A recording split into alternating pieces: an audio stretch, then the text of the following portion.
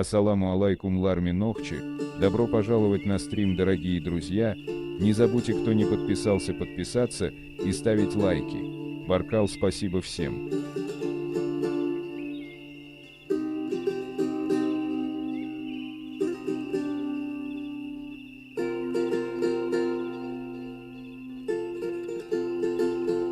Пообщаемся, ответим на ряд наболевших вопросов, кто да как, если будут вдруг отправлены, как говорится, запросы на прямой эфир для дебатов, мы, конечно же, по мере возможности примем их. Но вначале давайте за промежуток этого времени, которого мы давно отсутствовали, постараюсь ответить. Для начала я узнал одно. На протяжении 4 лет последних мы в эфире рассказывали касаемо этнографии нашего народа, географии, истории, много чего рассказывали. И вот, несмотря на это, мы, благодарю мир,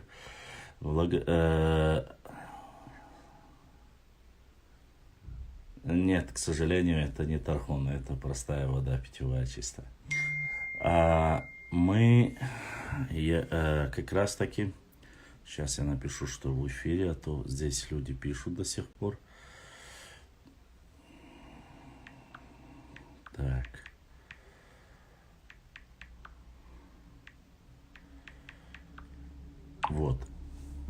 Так вот, что я хотел сказать.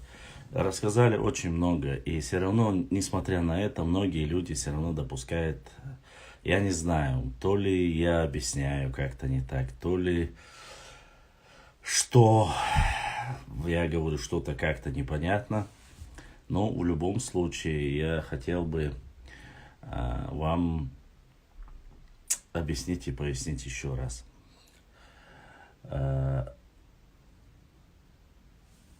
Этнос, чеченский этнос, самоназвание которого исконно самое древнее название, которое есть у нас, это Нахчи, более историческом звучании. В современной транскрипции это Нохчи. Так.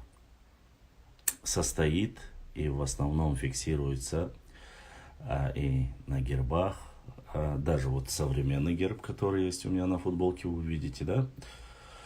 Состоит из 9 варов, иначе называя их тухумов, и 10 тейпов, которые не входят в эти тухумы, являющиеся тоже большими тейпами, исконно нахчи тейпами.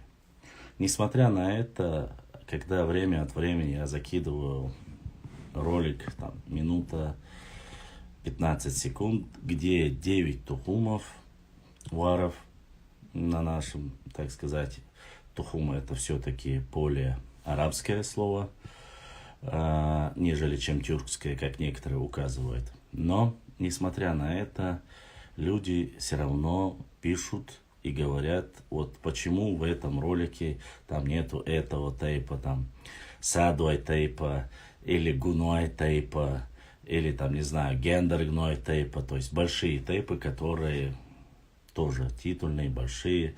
Вы, уважаемые мои друзья, всегда путаете.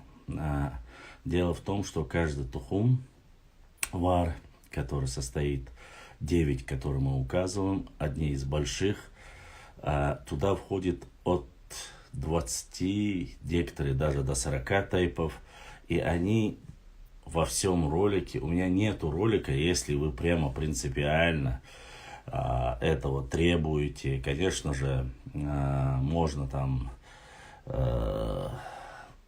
сделать, конечно же, с перечислением каждого тейпа, но боюсь, что это за 170 под 200, если еще искать и рассказывать о тейпах, которые перестали существовать за время Кавказской войны, полностью исчезли, так сказать, фактически исчезли с нашего современного этноса.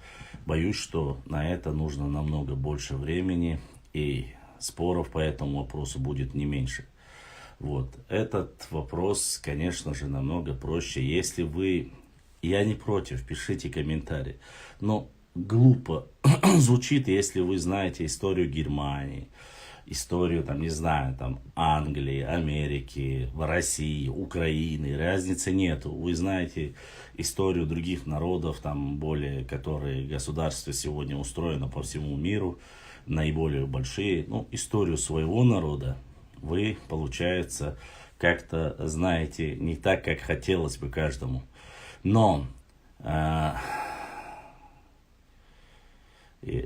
миру мир, послушай, и, может быть, ты тогда поймешь. Я же объяснил. За счет войн исчезли, валейкум ассалам, за счет войн исчезли Кавказской войны, за счет депортации и так далее и тому подобное. Это все не так просто, как вы думаете. Почему? Потому что тот же элементарно мы знаем, что был у нас исконно один из там тейпов, который был исконно назывался и Зурцхуай тейп, Зурцуки тейп, он исчез. Некоторые говорят, что ученые доказывают, что он, большие ученые, такие как Джамирзаев и остальные, утверждают, что это Зурцхуай, это те же самые Зандхуай. Зандхуай, Зурцхуай, Сандхуай, что тоже относится якобы к ним. Но фактически получается сегодня, мы об этом обсуждали, есть в этом небольшая проблема. Проблема заключается в том, что даже большие тейпы начинают дробиться, один и тот же корень, но они начинают себя назвать как-то иначе. Я не понимаю, для чего это делать, почему и зачем. Потому что в дальнейшем, если вы начнете изучать историю, этого тейпа фактически не будет. И в этом есть реальная проблема. Проблема эта заключается в том, что начинают более молодые тейпы, которые на самом деле имеют очень глубокие корни, они разделились и пошли, как говорится, своим путем. Если их там сегодня назовешь, как бы выжить тот же самый тейп, указывая на более старый, большой тейп, начинают, нет, мы не такие, там, мы отдельно и так далее. Там. Это реально большая проблема. Почему? Потому что этот тейп не имеет права фактически претендовать на свой корень. Ни одного дерева не может быть без корня древнего, тем более, если говорить о каких-то древних корнях. Почему? Мы не можем утверждать и говорить, если мы не можем указать корни наши, что это наши горы. Это наше старое древнее название. Все знают, и все ученые, которые были в начале 19 века, в основном, когда началось изучение, и тот же Берже, и остальные указывают, что изначально и указывалось, что было 63 или 65, и последняя версия 66 тейпов. Из этих 65 или 63 тейпов раздробились сегодня и там перешли чуть ли не за 100. Это не за счет формирования, сразу хочу успокоить каких-то там нарнийцев, долбозвончиков о том, что якобы переняли, там приняли, нет. Люди, которые получили, на сегодняшнем языком, если термином выражаться, получили политическое убежище, стали жить среди чеченского народа, они граждане Чеченской Республики, но они исконно не нохчи, то есть корни у них все-таки намного дальше. Судить о том, что мы там... Я не буду, конечно, уходить в более глубокие корни, утверждать, что там от Кумы, там, от Дона, и там чуть ли не до всего выше и за Уайхи, что это были там наши земли, что потом нас... Ну, это более древняя история, и над этим нужно работать. Высказывать какие-то фантастические вещи, рассказывать сказки, обращайтесь к другому человеку, там есть генералы стратегического назначения, там красные горшки и так далее и тому подобное. Я вот этой басни, вот эти Крылова не хочу как бы обсуждать. Да, как версия, как гипотеза, их можно обсуждать. Я не буду утверждать и говорить, что там тейпы, которым 10 тысяч лет, 50 тысяч лет и всего остального. Потому что недоказуемые вещи, говорить, что там мне сказали, мне бабушка там нашептала и так далее. Есть ученые, которые имеют определенные наработанные свои часы, которые умеют работать, и которые есть свои монографии, они указывают, и нужно опираться на что-то, чтобы был какой-то стандарт. Конечно же, мы не утверждаем, что все ученые, писатели, которые нам начали писать, и все, что они говорят, являются единой, там, неделимой правдой. Почему? Потому что есть некоторые ученые, которые, так сказать, приспособленцы.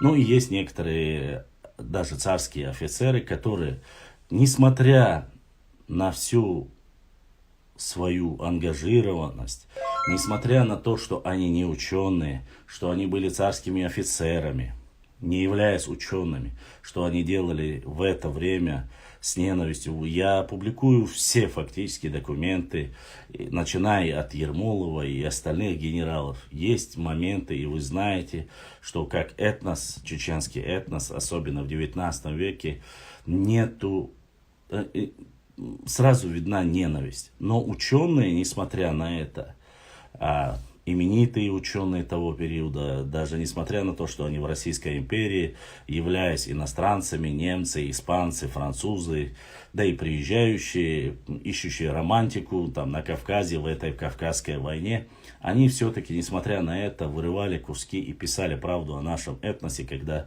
знакомились более хорошо. Ну, одним из величайших и лучших классиков русской культуры, но я считаю непосредственно, и это мой любимый автор, это Лев Николаевич Толстой. Несмотря на все это, как вы знаете, мы знаем немало о Льве Николаевиче Толстого, о его произведениях, о его мышлении, философии. В это углубляться я не буду. Но понимание Кавказской войны, как и, в принципе, в некоторых случаях у Лермонтова, у него тоже очень сильно менялись от времени после того, как он ознакомился.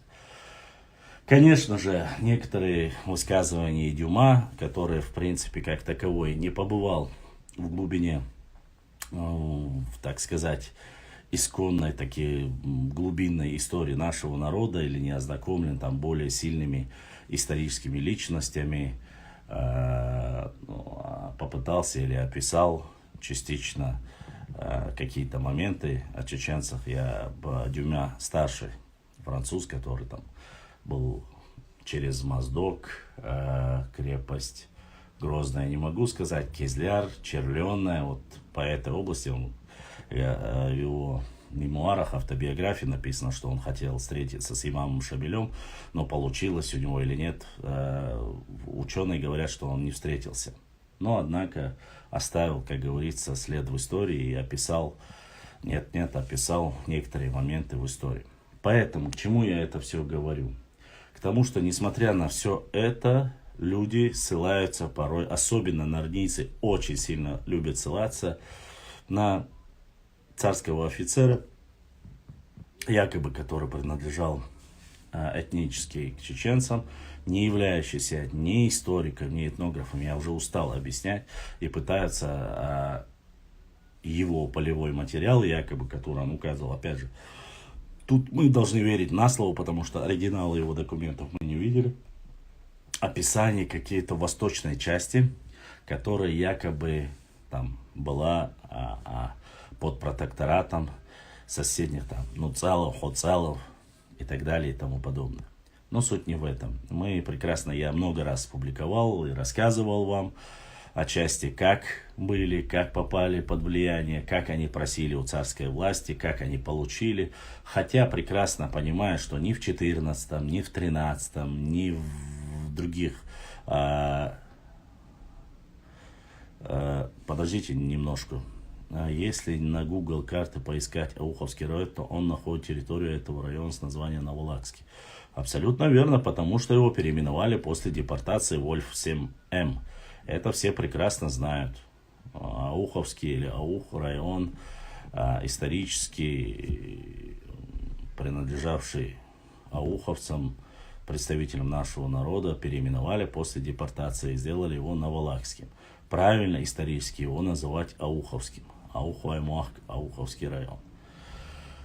Ну, даже в этом случае, сейчас я о чем хотел сказать, что многие пытаются переформатировать. И вот эти писульки под липовыми пустыми аккаунтами, которые там пишут, почему там мой тейп, нашего тейпа нету, что это недостоверная информация. Уважаемые друзья, я уже миллион первый раз вам рассказываю об этом.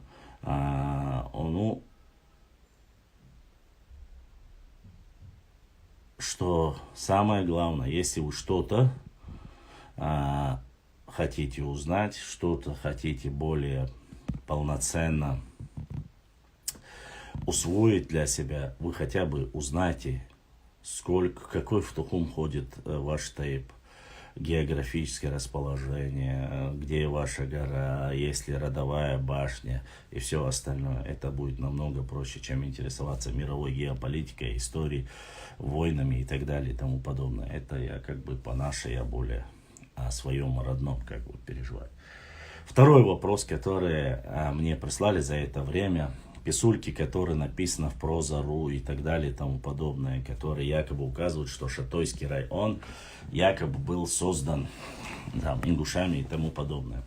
Уважаемые мои друзья, я прошу вас в каждую ерунду не верить. Опять же, есть много моментов, которые бумага все терпит, рассказывают, пишут. Конечно же, мы знаем, что это ерунда. Как таковой шатойцы или шубуты намного раньше существует даже, чем сам термин, не в обиду, конечно, нашим соседям, сам термин ингуши. Поэтому никакие ингуши Шатойский район не создавали. И плюс ко всему этому в основном в Шатое проживают не в основном, а все проживают исконно чистоногчие тейпы. Такие как Хаккуай, Пхамтуай, Саттуай, эти Вашандруай, Тумсуай и так далее и тому подобное. Поэтому Варандуай — это тейпы, которые в дальнейшем в истории, если вы посмотрите, есть уже ближе к Кавказской войне, что были нападения, убийства со стороны так называемых основателей Шатойского района. Вопрос возникает в том, если вы основатели, если вы так как таковыми являетесь, гипотетически даже, представим вот эту сказку-нелепицу, тогда получается, что воевали со своими же против своих, ну, если так говорить. Но по сути, конечно же, от того, что напишут или... Конечно же, я вам рассказывал, много раз говорил, почему нужно фиксировать каждый момент, каждый документ, будь то касаемо любого тейпа, будь то шатоевцев, будь то джеберлоевцев, шароевцев. Надо фиксировать, надо писать, надо указывать. Большую работу мы знаем, что есть исконно ногчий тейп Мулкуай. Вот, и в Мулкуай, который делится на свои гары, некой, тоже написали, там прислали, просто я читал, просто-напросто, настолько это смешно, глупо, он там жил, он отсюда переселился с этой, послушайте, никто ниоткуда не переселился, из малого не превратился в больше. Мулкуай тейп один из тоже не маленьких, больших тейпов, которые исконно всегда были ногчи. И никогда они не говорили, что они не ногчи, или что они там войнахи и так далее, новые термины и так далее и тому подобное. Мулкуай исконно ногчи тейп, которые являются представителями нашего народа. Я вам говорю, что вот эти сказки, вы зайдете, берете оригинал, я уже устал их опровергать даже. Но я все равно не останавливаюсь, я публикую, я показываю. И от того, что какая-то статья, вы посмотрите интенсивность этих статей, или вот которые заброшены, когда они заброшены. 17-й год, 18-й год, 19-й год. Начиная как таковой с 18-го года, в основном 18-19, это все начинает, как говорится, идти. И задонатил наш брат. Без имени, просто задонатили, дал Савел. И в любом случае, когда Если вы хотите опровержение, если вы хотите показать материал и все остальное, разницы нету, Шатойский, Шаройский и Тумкалинский районы. Это, если у вас есть какой-то материал, его нужно зафиксировать, его нужно опубликовать. Спешить, говорить, а это правда, это, конечно же, мы, еще раз я повторюсь, моменты интенсивности появления этих статей начались именно в то время, когда начался вот этот пограничный вопрос. Почему? Потому что все левобережье Аргуна, как они указывают, якобы было их. Да не было там. Если говорить о самоназвании, Галгай Тейп имел свое небольшое место распространения, очаг появления галгайского там тейпа в то время, еще до того, как ему титульный национальный. Если сравнить, Шатой по географии намного больше, то есть область проживания шубутов была намного больше, чем область, где проживали галгай. Поэтому моментов очень много. Пытаются то башни, то тейпы, то разделить, то приписать их к Уарствой, то отделить, то говорить, что это так. Про Харьков пытаются написать, про Пхамту пытаются что-то писать, про Мулхуай, Шатойский и Тумкалинский, без разницы. Мы это все посмотрели, увидели. Хотите еще раз проверить, не поленитесь, просто пройдите чуть-чуть вниз по ленте. Да, я понимаю, что 11-12 тысяч публикаций это немало. Но вы просите меня, вот просто, я знаю по памяти, что я писал. Про Хакку я писал раза 3-4, опровергал. Про Мулку я писал, про Пхамту я писал, про Сатту я писал, про Ваштру я писал. Это все написано есть. Если я не ошибаюсь, про Тумсу я тоже писал. И... брат мой Шаройский Лев Умар задонатил. Умар дал сей дуэл, дал духуахуэл, дал са дуэл. Болдисник эзашка соудолил. И мы, конечно же, это все публикуем. И я публикую это. Не только этот момент. Мы публикуем момент по, так сказать, по истории алейкум ассалам и про Зумсуай, и про Тумсуай. Все это мы публиковали и будем публиковать. Шаройский. Поэтому ни Сюлей, ни Галга, ни Галгаский, никакой любой другой тейп, будь то тейп, будь то, там, не знаю, Тухум или нация, там, я не знаю, называйте как хотите. Ни на одну пять нашей истории мы не отдадим. Чужого нам не надо, но и своего, как говорится, не надо. По вашим вопросам, мы отвечаем на ваши вопросы. Ой, Бяхмабилуш, хотел книгу взять. Вот. И касаемо петроглифов, и касаемо любых моментов я описываю. Снова же, у меня нету, еще раз прошу вас, у меня нету ненависти, презрения к какому любому соседнему региону. И мне нету дела до их истории. Я еще раз говорю, чужого народа и чужого региона. Что касается Аух, Аух это часть нашего народа, это Нохчи. Все, что касается их истории, это касается нашей истории. Что касается Панкиси, я не влазю в внутренние дела Грузии и не говорю, что Ахметовский район или Панкиси является частью Чеченской республики. В этом плане нет. В этом плане мы говорим о том, что там проживают исконно кистинцы, которые носят название, исконное название. Они часть Нохчи народа всегда были и есть. И подтверждение всех тейпов, которые там проживают. Мы знаем, что 99%, 99,9% все Нохчи тейпы. Кроме одной семьи, которая из-за кровной мести переселилась туда. Остальные все являются, я говорю непосредственно о Панкийском ущелье. Что касается там бацбийцев, это я никогда не затрагивал. Потому что в этом случае мы не имеем права там отдавать какие-то такие, знаете, говорить там, что вот эти все наши должны там притянуть эти.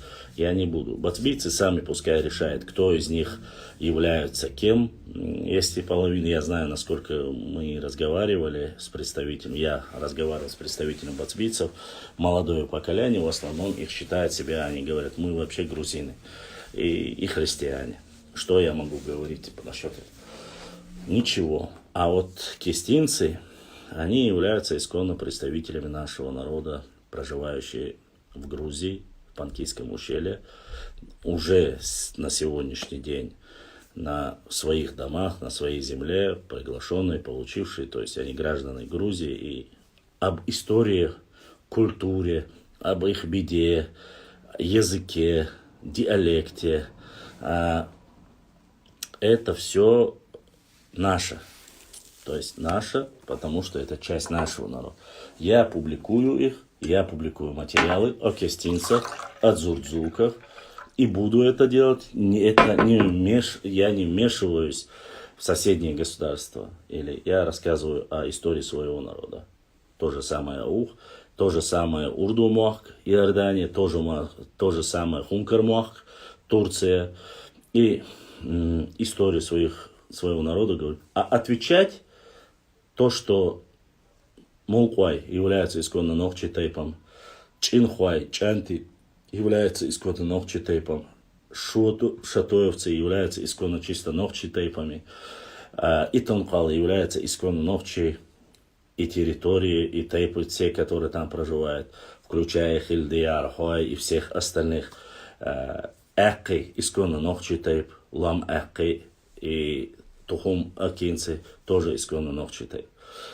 То, что есть люди, которым запудрили мозги и в советская власть запудрила, и больны вот этой Мальсаговщиной, Яковлевщиной, которые там дали в это время название, которое было нам в то время. Ну, когда насильно говорят, вот вы это, рано или поздно оно вкладывается,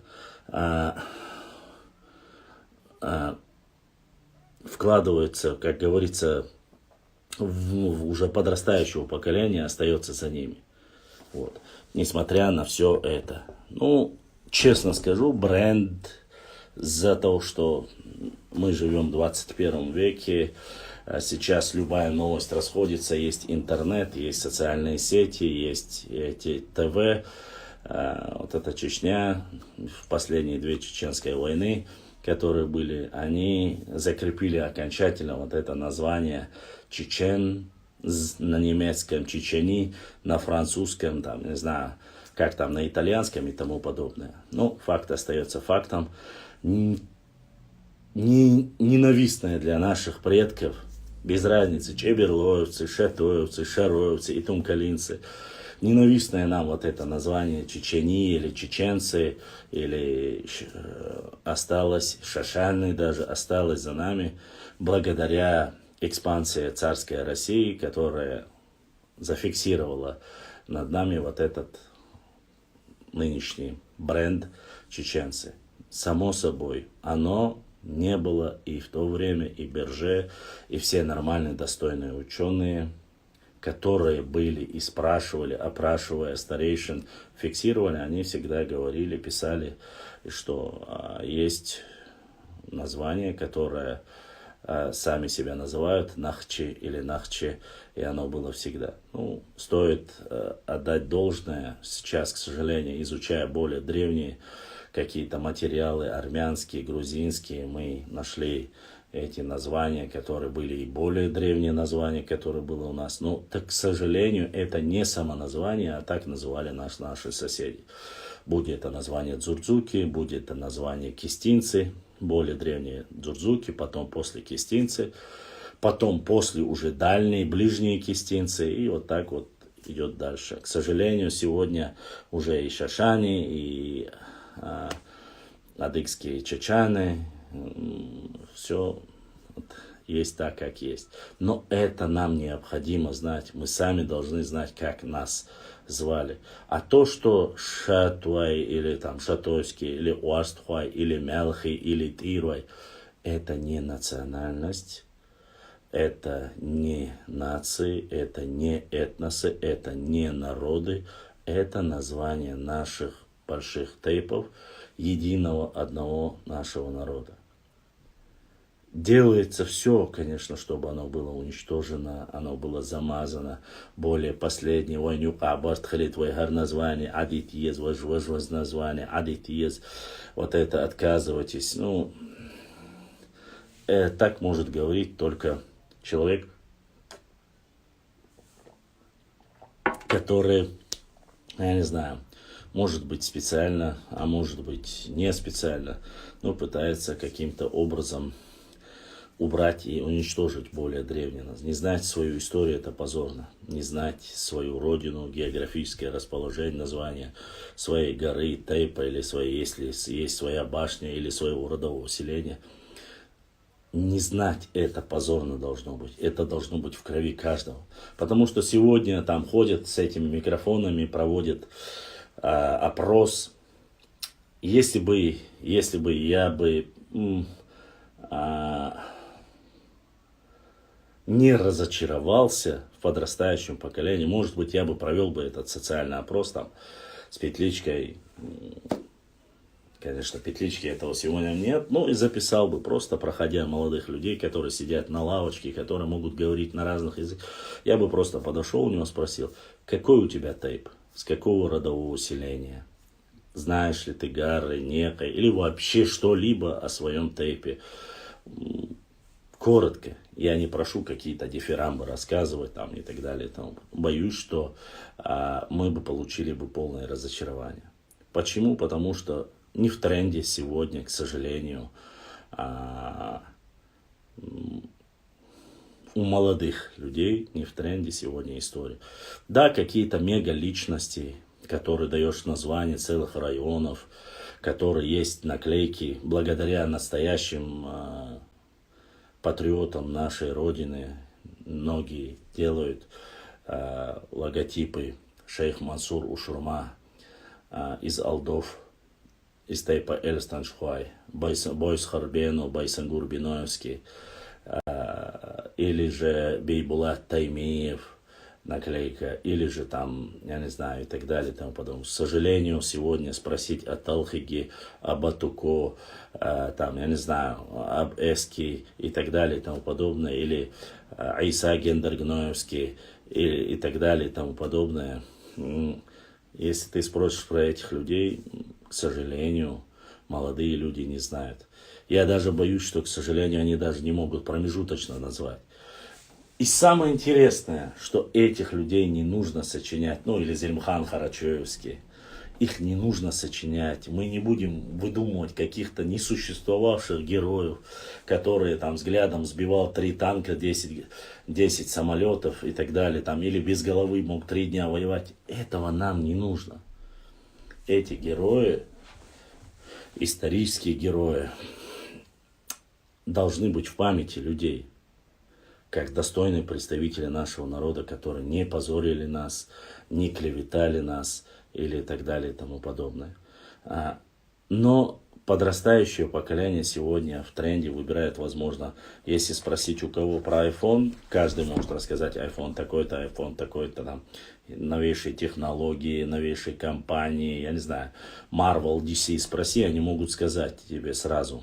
Я не говорю про книги, конечно, это тоже может быть очень сложно. Но даже спроси, знаешь ли ты наиболее сильных авторитетных историков, которые во благо своего народа написали историю, не порочили ее, показали ее, по крайней мере, попытались сегодня показать ее достойно, красиво. Я боюсь, что подрастающее поколение, не забывайте, не путайте, подрастающее поколение — это, возьмем там, не знаю, с 8-го, может быть, по 2-й, 3-й курсы, может быть, даже 4-й, 5-й курсы, не специализирующиеся там на истории, что смогут узнать. Это тенденция, которая обидна. То, что они у нас есть, То, что их не изучают, не рассказывают и не знают о них. А если даже рассказываешь, почему-то люди придумают тебе 1000 разных имен, назовут тебя кем угодно, как угодно, скажут, залезут в твое грязное белье, будут рассказывать, а он там работал, он здесь работал, у него на лице был там флаг, он там с этим сфотографировался. Да мне чихать, честно сказать. Я всегда ответственно и все время, когда был молодым, всегда пытался сделать все для своего народа. Для своего народа. И пока я живой, я пытаюсь и своим племянникам, всем остальным. Но то, что у меня в моей семье, являясь тайпом из Эшбату, растет маленький Байсангур, растет маленький шейх Мансур. Иншаллах, если дальше будет, и Таимасха будет, и Шуайб будет, Центароев.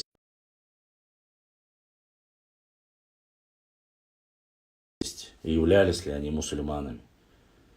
И шейх Мансур, и Байсангур, и Бейбулат, и Айса Гендергноевский, Батуков Хамтоевский, Шатоевский, и Талхей Курчалоевский, Шуайб Мулла Центароевский, и много, Джаудхан, и много других. Если вы не будете называть их именами, если вы не будете называть своих детей, если вы не будете оживать свою историю, если вы не будете снимать фильмы про своих достойных героев, я не знаю, ну, я понимаю, что с фильмом там бюджет и так далее, если вы не будете писать книги о них, если вы не будете писать стихотворения, картины, там, Залимхан Харачевский, и вы простите, что я там всех не называю, у меня нету никому. Свои герои своего народа, я их очень сильно люблю. Но их очень много. Вот, и современные, и так далее. Но я более как бы на историю уходя. Просто так говорить одно дело. Вы одному расскажете, кто-то может поверить, кто-то может не поверить. Но зафиксированная, как говорится, фиксация документов должна быть, и мы должны об этом говорить, мы должны об этом писать. Еще раз, вам не нужно создавать или сочинять какого-то, выдумывать кого-то. Я представителям Нохчи народа говорю. Начиная от Аух-Муахка, заканчивая сегодняшним Серноводским районом, ограничимся нашей территорией сегодняшней, начиная от Аух-Муахка, заканчивая Серноводским районом, Наурским районом, Шаройским районом, эта земля воспитала тысячи достойных сынов, героев нашего народа. Настоящих онхуай, которыми мы можем гордиться. Я не углубляюсь в политику, я не влазю в политические какие-то баталии. Не забывайте. Я пытаюсь всегда уберечь и вас, уберечь и себя, пытаюсь уберечь от этих моментов. Вот. Описывая их взаимодействие. Бейбулат Таймиев, великолепный политический деятель Нохчи народа, который взаимодействовал, и шейх Мансур Ушурма, первый имам Кавказа, который был, ну, о котором можно писать и писать, которые были и есть любимчиками наших соседей адыгского народа, которые столько сделали для единства, братства и кавказского народа. Возьмем хорошо, эти более известные, более неизвестные, допустим, возьмем Дуй и второго Панкисир. Дуиси, который селение создал, и второго Майство Вурша. Вот память уже. Имя. Напомните мне имя второго героя в Панкисе, который один Дуиси из Тейп.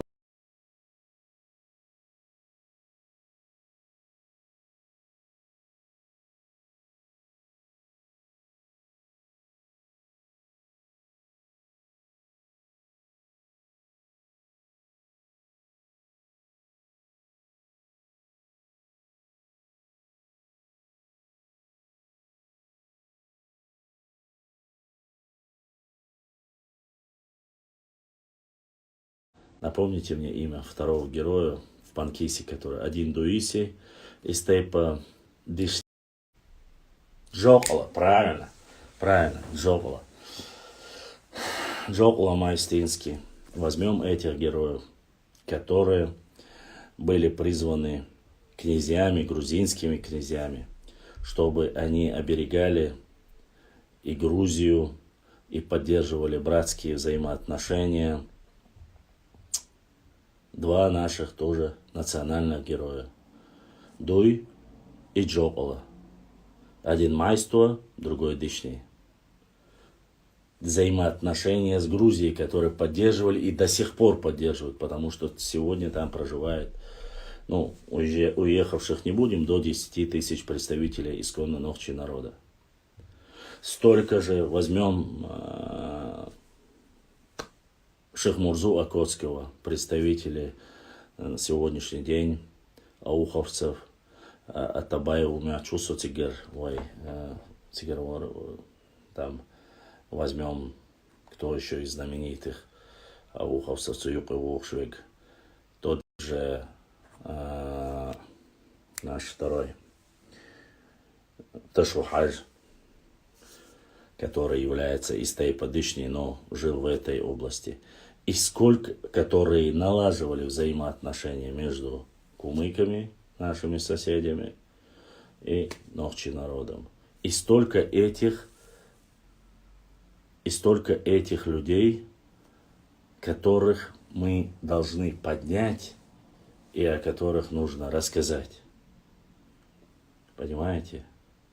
Столько моментов в этих вопросах, которые мы на сегодняшний день не поднимаем, не рассказываем. У нас сразу натыкается на вопросы, допустим, мне задают вопросы. Я спрашивал у лингвистов, спрашивал у всех более достоверное слово на чеченском языке, как переводится слово «история». Всех, кого я знаю, более или менее занимающихся чеченским языком, сказали, что это маргал. Маргал шуйцер, дейцер – это рассказывать историю. Те, кто знает чеченский язык, нохчимуат, знает маргалел хума – это вещь, которая состарилась, которая скукожилась под воздействием маргалюэлла и копост, или маргалюэлла и нерс, памдуар, имеется в виду, которая простояла, испортилась более, не свежая, то есть более старая, основа, если толковать это слово. У него есть смысловая нагрузка. Сказали, что маргал это является, дийцер, это рассказ и так далее, еще можно ширдийцер, старый рассказ, можно много каких моментов использовать. Но все сказали в одно лицо маргал. Мы начали использовать слово маргал. Начинается это маргал худвашту, маргал история, маргал ию, маргал ожу. С 2018 года Академия наук Чеченской Республики вынесла, что более правильный исторический термин не чеченская история, а нахчийская история. С 2018, 4 года тому назад принят введен в научный оборот. Есть книги уже, где пишут и Хасан Бакаев, и многие другие научные статьи. Я каждую свою статью сперва нахчийская, боковой дефис чеченская. И мне взрослые люди, грамотные, вроде бы образованные, живущие в Европе. Почему ты искажаешь, берешь, переделываешь какая-то нахчийская история, нахчийский язык. Если вы не знаете, что этот термин введен в обиход, и что правильно говорить так, нежели чем вы говорите, это же проблема не моя. Не нужно говорить, что я выдумал, что я это. Если используется в научном обороте то его используют. Именно таким образом. Никто не говорит сегодня, кроме тех, кто изучает, исследует историю, никто не говорит, почему войнахская история. Нету войнахской истории. Вы же не возникаете, не говорите, а почему ты используешь этот неологизм, этот новый термин. Вы не говорите, когда используется это же слово. А слово «войнах» точно так же введено в оборот 1928-1930 годов. С этого времени еврей Яковлев и его помощник, зам, я не знаю, Заурбек Марсагов, ввели термин для обозначения якобы всего чеченского народа названием «война». И все говорят, да нет, там мои предки говорили 200 лет тому назад война. Но я вас прошу, если говорили грузинская история, армянская история, греческая история, немецкая история, которые до этого периода, до начала 20 века, одно место покажите, где это написано. Одно место зафиксировано, бумажно. Мы же нашли название Нахчи. Нашли в 14 веке, нашли там более раннем Нахчиматяне и так далее и тому подобное. Нашли. Мы точно так же нашли, некоторые говорили, что чеченцы, якобы название чечен использовался, чечен использовался только там начало 18 века и так далее. Это чушь. Мы нашли с 1695 года или 694 года это название. То есть это вторая половина 17 века. Название это. Тоже доказали, показали, зафиксированный научный термин. Что касается дзурдзуки, что касается кистинцы, и по Гюльденштаду, и до него, мы тоже показали это. Нашли опубликованную в научных материалах. Но нету слова войнахи. И нету такого же названия нахи. Я не знаю, почему-то вот это, если не войнахи, то оно должно быть, по крайней мере, нахи. Есть ученые, которые наши, особенно конец 20 века и начало вот, нулевые года, много книг написали, нахи, везде нахи написали. Нету такого слова нахи. Это неологизм, то есть это тоже выдуманный в тот же период, когда и выдумано слово и войнахи тоже. Я еще раз, я не противник, и чеченцы в принципе не противники, потому что у нас есть войнах телеком, есть войнах кафе, есть войнах. Как в Чечне слово войнах не используется нигде. Ни в Аухе, ни в Ингушетии, нигде. Не надо нас упрекать, что вот ты противник войнахства. Нет, я не противник этого. Я вам говорю, что это, валикум ассалам, что это неологизм. Новый выдуманный термин с начала 20 века. Когда говоришь более старшему поколению, особенно советского периода, а потом в это время это заложено у нас, в первой половине 20 века, начинает вот хадаиш, олар, цаолар. Цаолар. Депортировали всех скотских вагонов, забрасывали с этим именем и с самого детства, старше, взрослых, остальных, считая себя более образованными, они заставляли, говорили, вот войнахи приехали, они войнахи. Почему этого слова нету? Нету ни у Берже, нету, ни у Дира там нету, и я не знаю, там нету его, ни у вашего любимого Гюльденштедта нету и так далее у многих. Почему его нету? Почему его нету у грузин того периода? Не советского периода, а того периода. Нету. Почему это нужно? У меня есть гипотеза касаемо этого.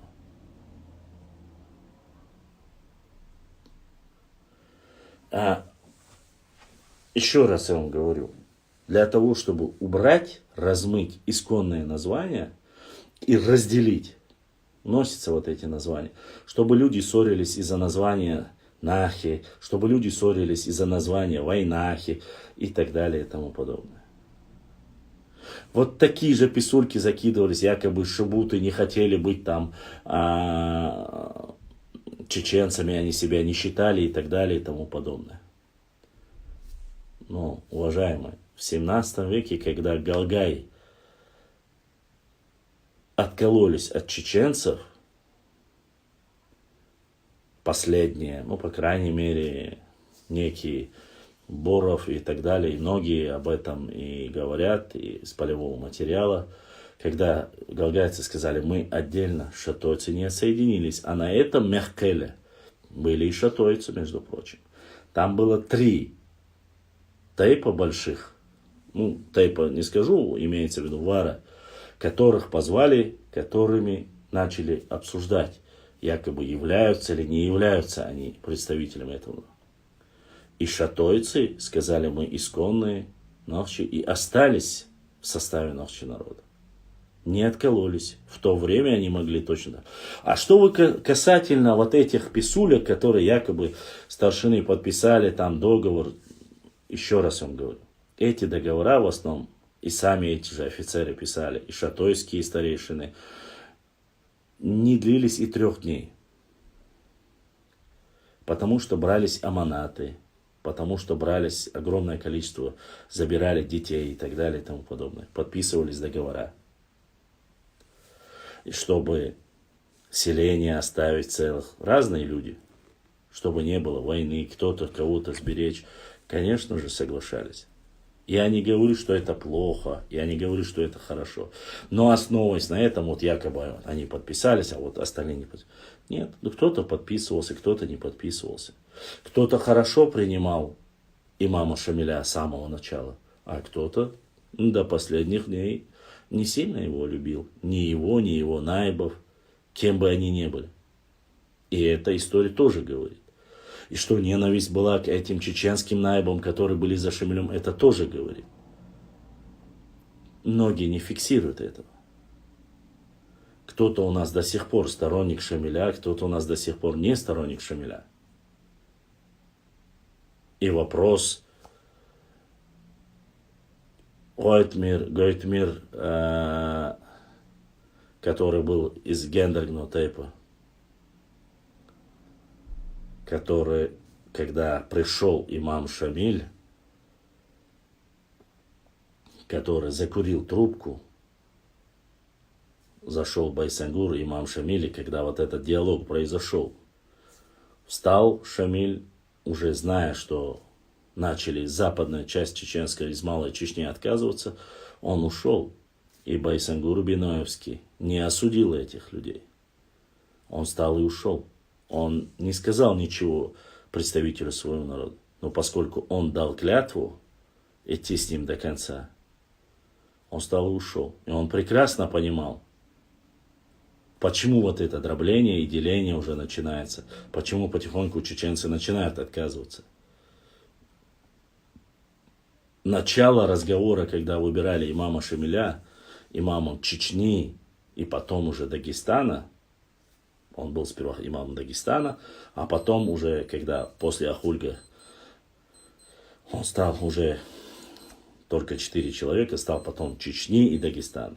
Ну, я понимаю, что там под влиянием некоторых политических нюансов сегодня пытается там, он был имамом Дагестана и Чечни. Ну, имама Дагестана и Чечни после Ахульга вся территория фактически уже была под Россией. Ну, как таковой. Ну, посмотрите по статистике, по переписи. Там описано каждое общество, которое уже все сказали. Да, люди не все были согласны с царской политикой. И эти люди начали потом, уже через определенное время, переходить к имаму Шамилю в Чечню. Вначале этого не было. Но это другой большой вопрос по Кавказской войне. Я это сейчас рассказываю к чему? Была ли ненависть, не была ненависть. Фиксация шалинцы, гудурмесцы, герменчуковцы, атагинцы и так далее и тому подобное, это не говорит, что это отдельная национальная единица или географическая единица и так далее и тому подобное. Если кто-то там из атагинцев заключил договор с царской Россией, чтобы не были сожжены старые атаги, ну, или в дальнейшем, или новые атаги, или шали, но потом в силу того, что было несправедливое отношение, просто-напросто я антипонт, я знаю, Я знаю, что до 1921 года, что Аух никогда не входил в состав Дагестана. Это я тоже знаю. Поэтому, когда я говорю, я сегодня проецирую, и Ингушетии не было, когда я говорю, но я же говорю Ингушетия, в то время не было. Более там 17-е там, или 1800-801 года, 809 года. Но я говорю это просто сегодня, чтобы вам было легче это понимать. И Чечни там, период там, когда начинают говорить, давайте обсудим там 13-14 века. Очень сложно. Почему? Потому что об этом очень узкая только узкая направленность. Этот период, который изучали немногие историки, так сказать. До сих пор, до конца, что же все-таки было во время Аланского царства, которое фактически доходило до Каспийского моря, до междуречия Терека и Сулака, по крайней мере. Или что было в период Хазарского каганата. Более ранее я уже не говорю. Вот. Это моменты, которые нужно знать. Это моменты, которые нужно фиксировать, о которых нужно говорить.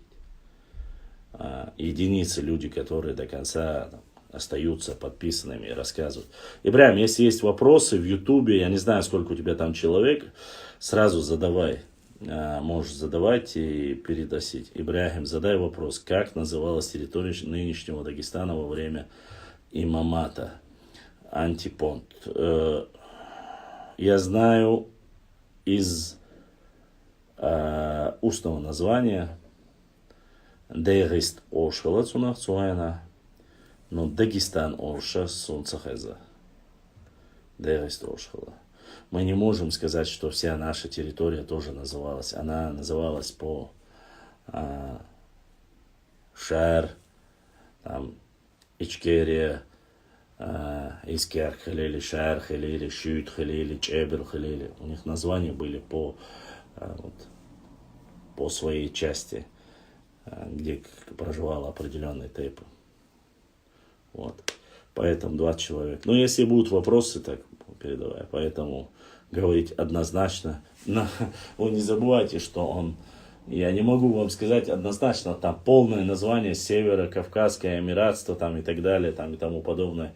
Названия были разные, мы просто, чтобы было понятно, называем его там имамат, или там называем Чечни, Дагестана и тому подобное. Мы до сих пор там не знаем, как там шейх Мансур называл полное, как говорится, его название. И сегодня еще брат Хасан задонатил. Хасан Русланович. Вот, сегодня 3 человека задонатили. За что, конечно, огромное спасибо за поддержку. За то, что поддерживаете наш канал, донатите по номеру, который указан на нашем экране. Это очень нужное, важное дело. Вы поддерживаете наш канал. Вот. Каждый район, который есть или который дает название.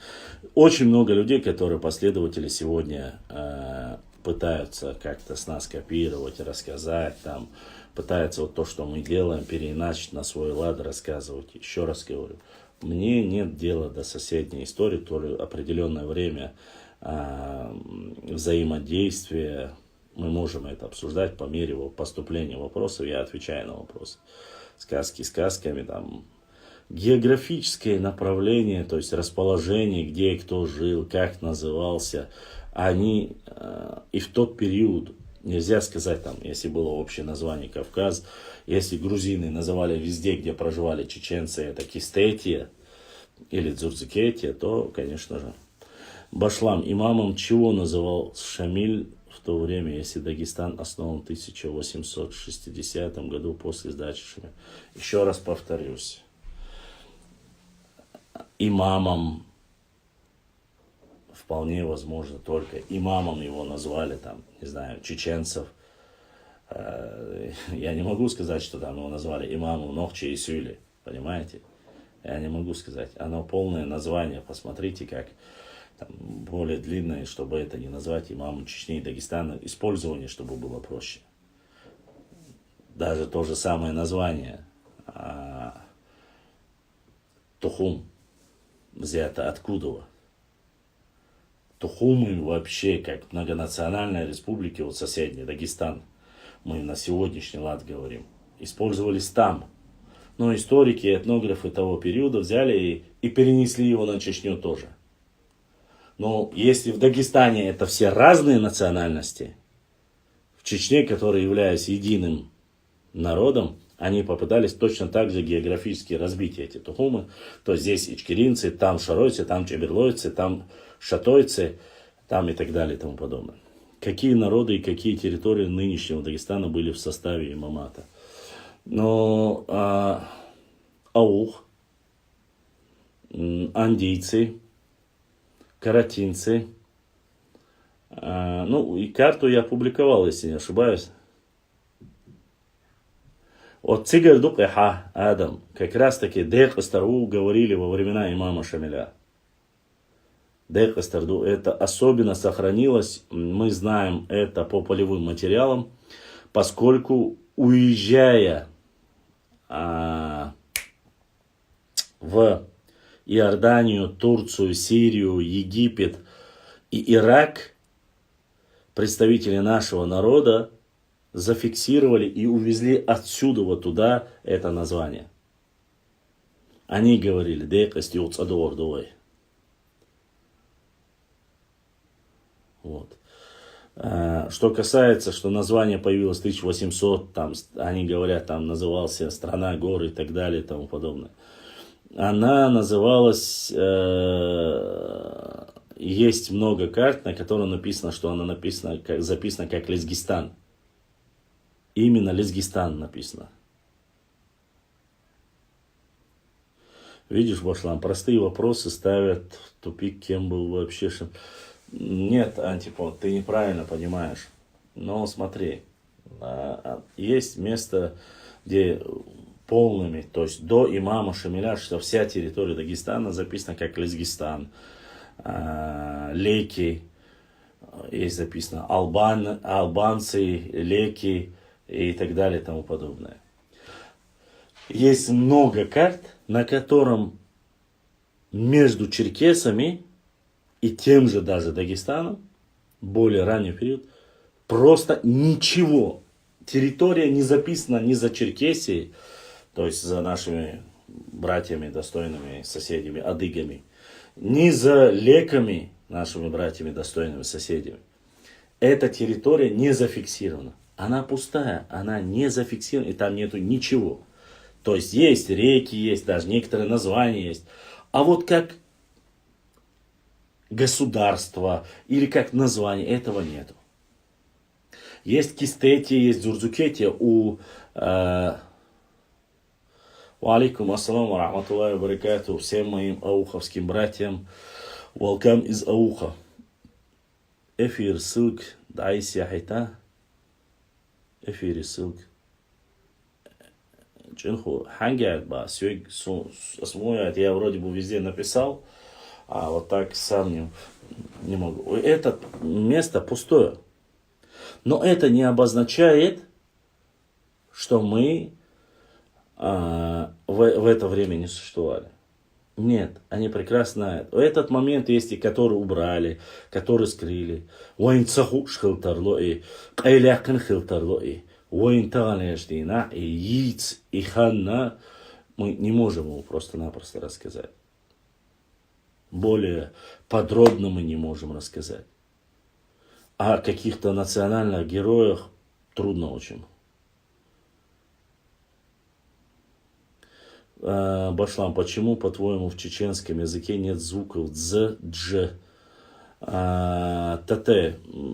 Честно сказать, это ближе не ко мне вопрос, это ближе к лингвистам.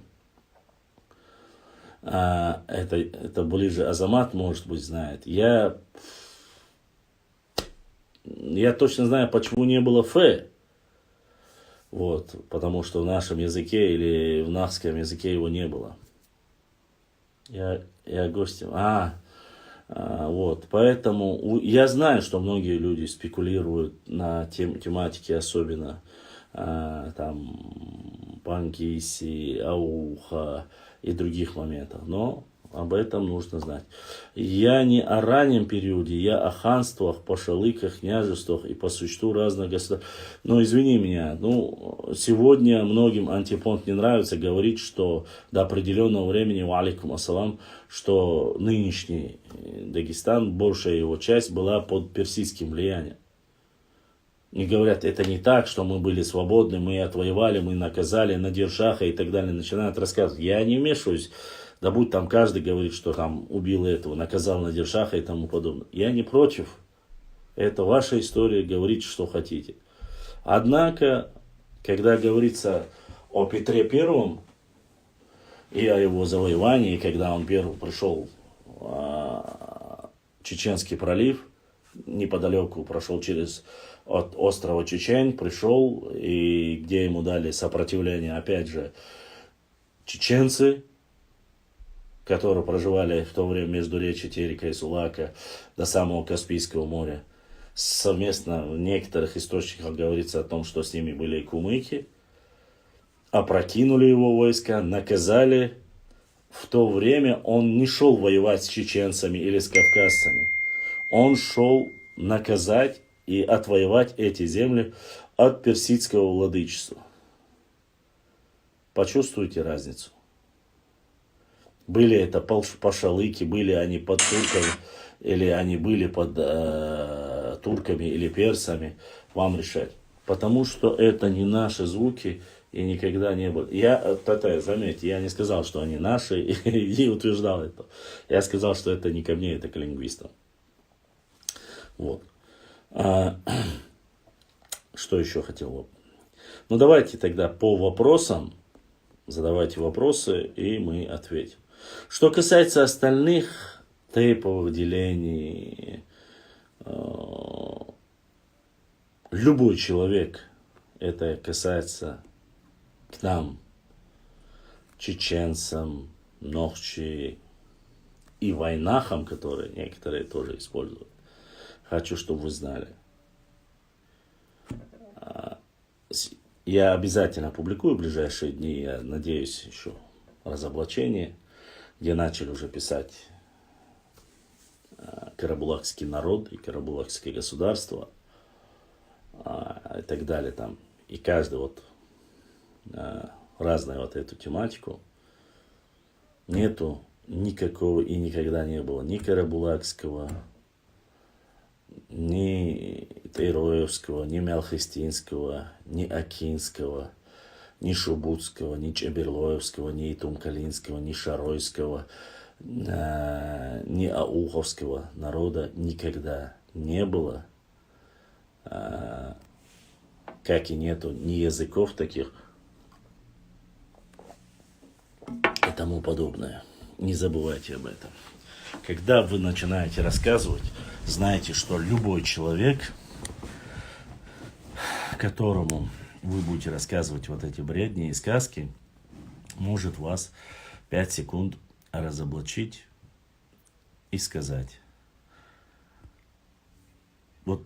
5 вопросов, которые поставят любого человека в тупик. Расскажите, покажите свой язык, отдельную, свою культуру, архитектуру, что там еще было? Язык, культура. В культуру входит и архитектура, и туда, и остальное, конечно же. Еще было 5. Отдельная ДНК, которого нету у остальных чеченцев вообще. Еще же что-то было. 4-5 вопросов, которые можно задать, и после этого все закончится сразу. Нету ничего того, что есть у восточных чеченцев, чего бы не было у западных. Или у западных чеченцев, что есть, что не было у восточных. Про юг и север я молчу. Юг и север это вообще одно и то же. Ассаламу алейкум. Ваша худу халде ит ихар байрак хатен хилмиг хуг и ху байрак. Это мне прислали, скоро чемпионат мира по футболу.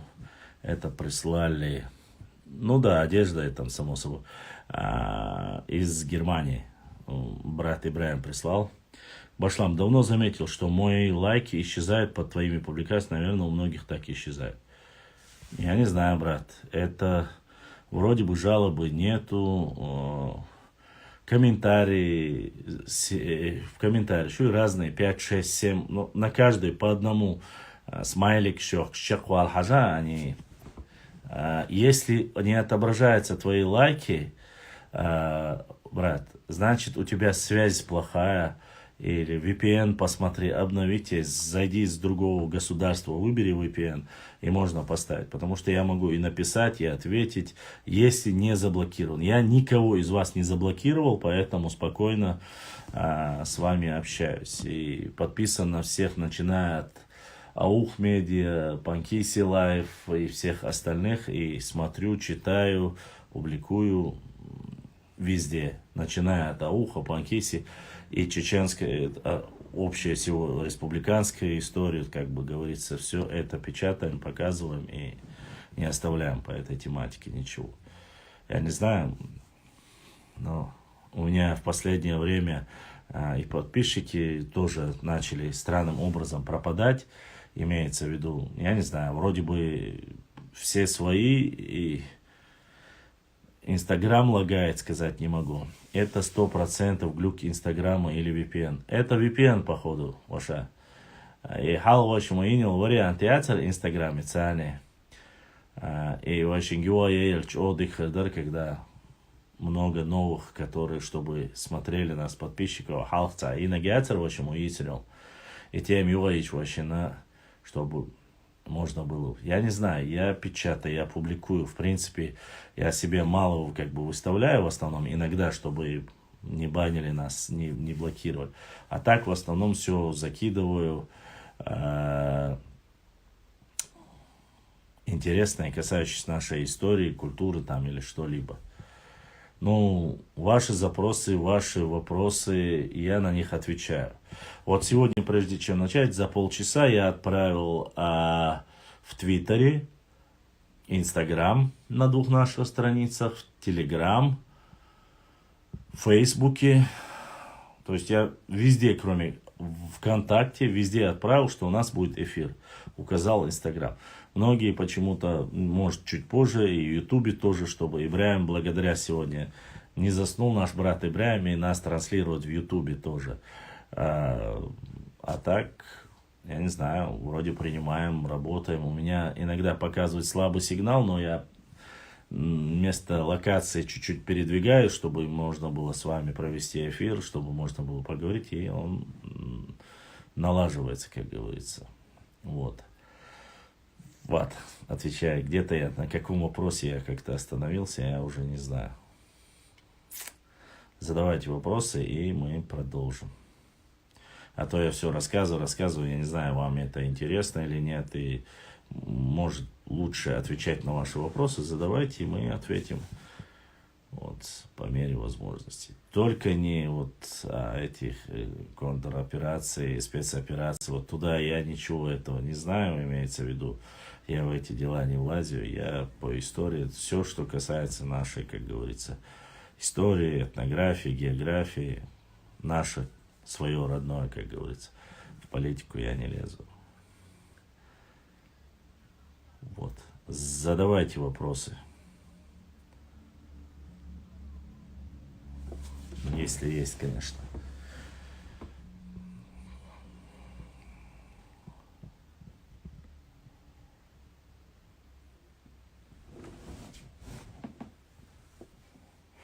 Ну, проще было бы здесь, наверное, и чем писать вот эти гадости, сказки свои в Фейсбуке, Инстаграме, вот эти свои сказки. Почему здесь во время эфира вы не задаете свой Тахан и СВО квертем? Вала била, сунумца, оша. Я в эти дела как-то, там много законов, которые не нарушать, чтобы ничего там не задеть. Это может что-то свое более родное, проще было бы. Я понимаю, это болезненно, я знаю, что это проблема, но и очень большая проблема. Но, как говорится, валейкум ассалам. Поверьте, не об этом сейчас речь.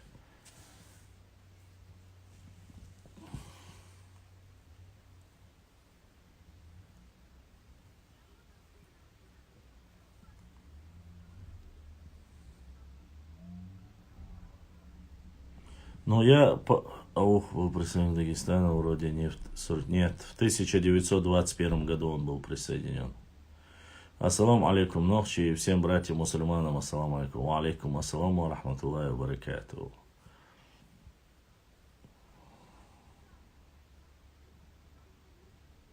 Нет, почему? Говорю, я же сказал, хорошие отношения есть ко всем. Нету предвзятого. Говорить обо всем Дагестане мы же тоже ничего не говорим обо всем Дагестане. Нет. Есть и хорошие, есть и плохие. Полевой материал, который я загрузил сегодня, там есть, конечно.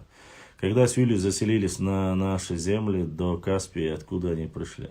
С гор пришли, в основном сюили. Начиная с 40, после депортации. А так, ближе, наверное, более интенсивно после депортации. А так, я бы сказал, что со времен, наверное, с шейха Мансура, так скажем, с конца 17-18 век. Но некоторые селения сюили появились, наверное, все-таки будет, да, 17 века. Там речь идет о 1656 год, кажется. Якобы они уже, некоторые начали потихоньку спускаться. Частично именно аух понятие было более растяжимо. Ауховцы, акоки, ауховцы. Это вот междуречье Терека и Сулака до самого Каспийского моря. Потом Ермолов потихоньку загнал вот назад. Почему? По какой причине был отнят у Чечни? Ну, еще раз говорю, по ауху вопрос... До этого мы еще, конечно, дойдем, но нехитрыми манипуляциями говорят. Хотелось бы узнать про свой тейп, который входит в Тухум Эккей. Что вы знаете о тейпе? В интернете забил мало информации, почти нет. Проблема... Ва алейкум ассалам, Расул. Проблема не в том, что Эккей тейп ты написал Олшуай.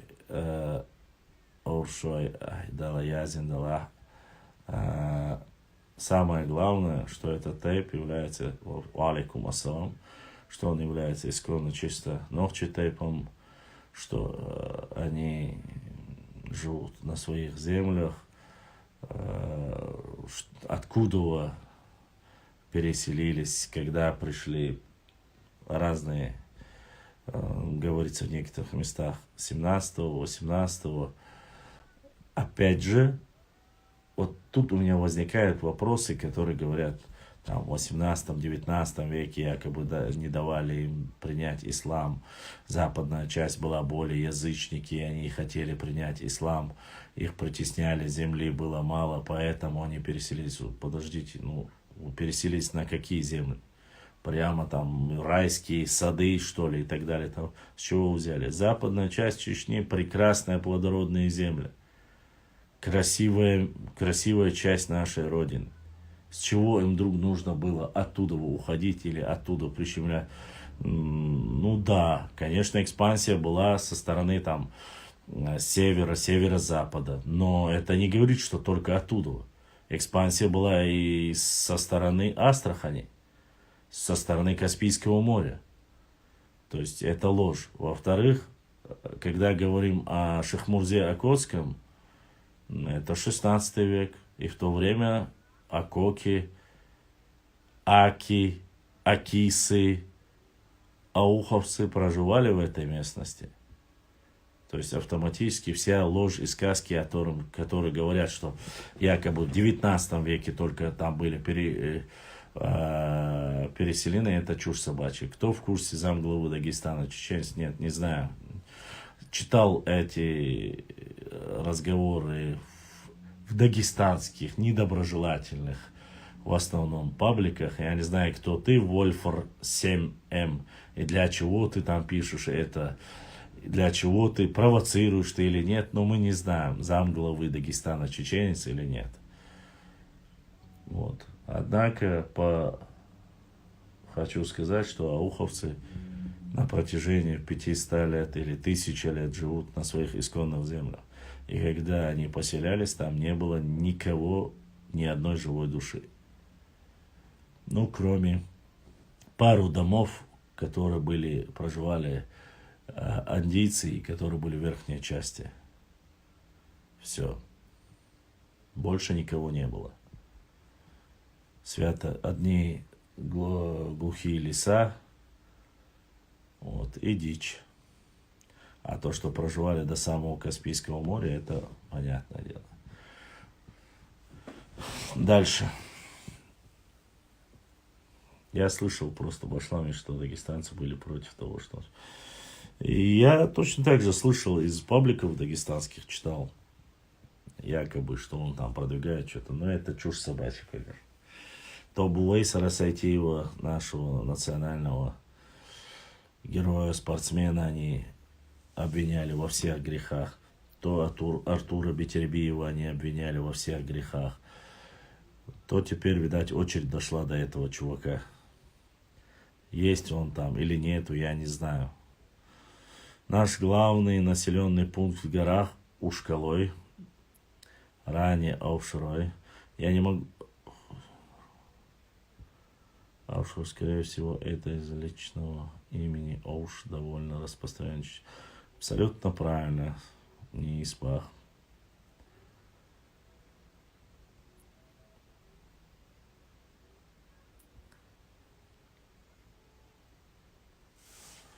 Вот так как-то.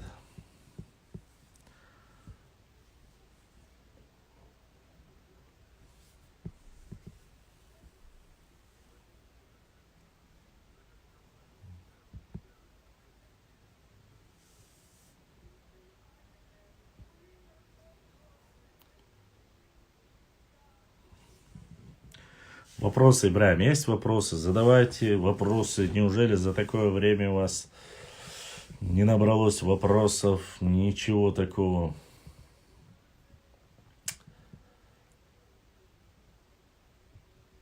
Вбросы в основном старые вбросы, написанные статьи старые. То есть 18, 19, 20 года. Вот когда возник вот этот пограничные вопросы, да.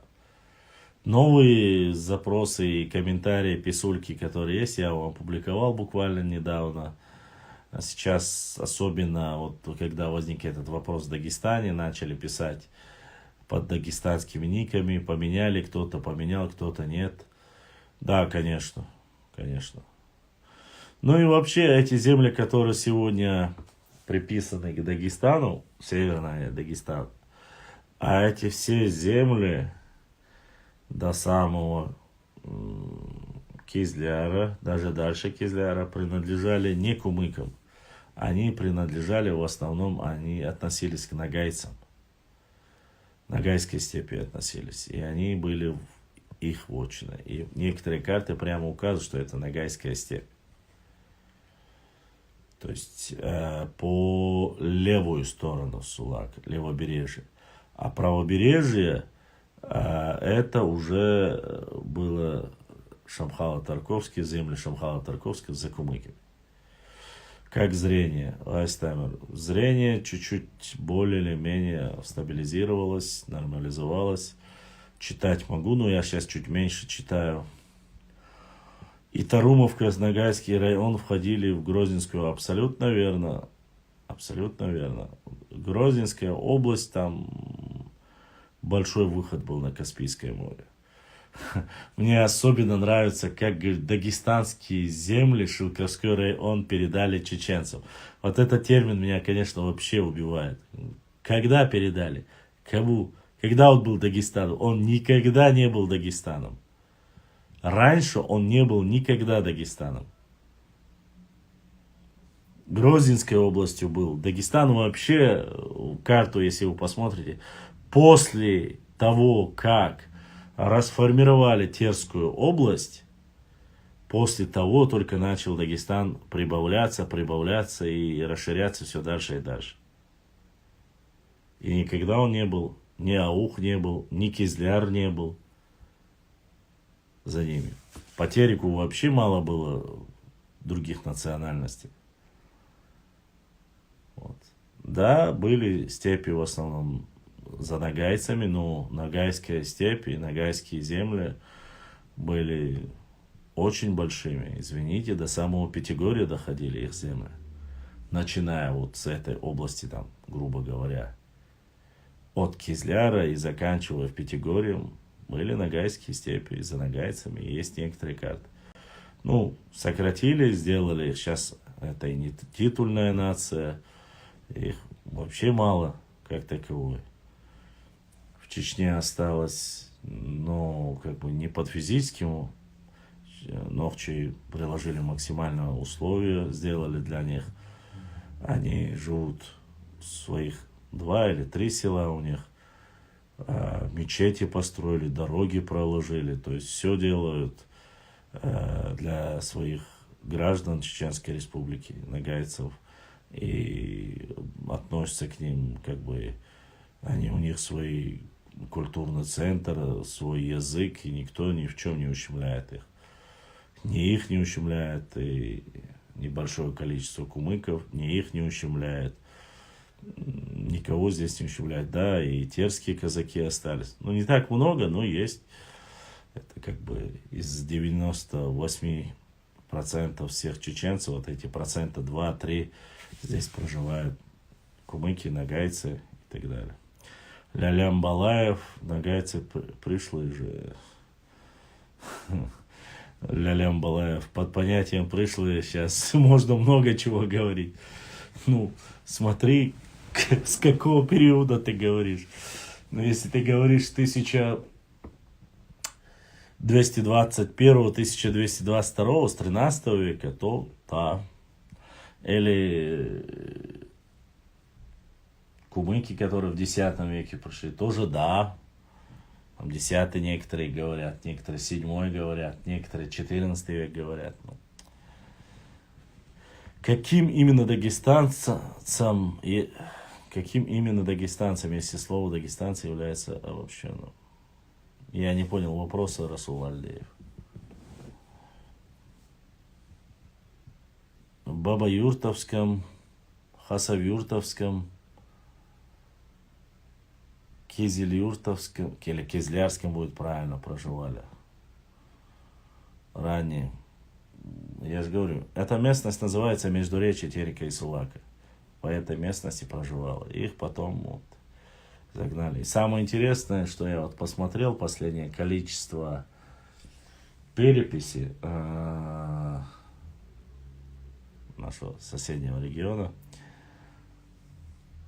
Я так понял, что все народы в Дагестане в том геометрическом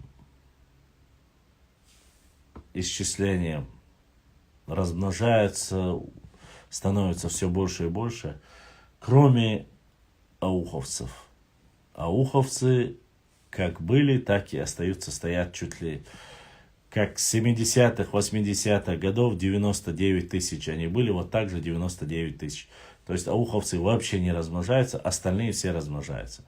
Особенно та нация, которая претендует, что она титульная. Якобы титульная.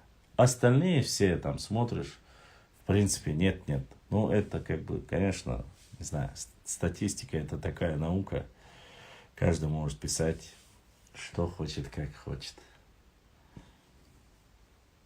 Вот. Так, в принципе, вот такая вот, как говорится,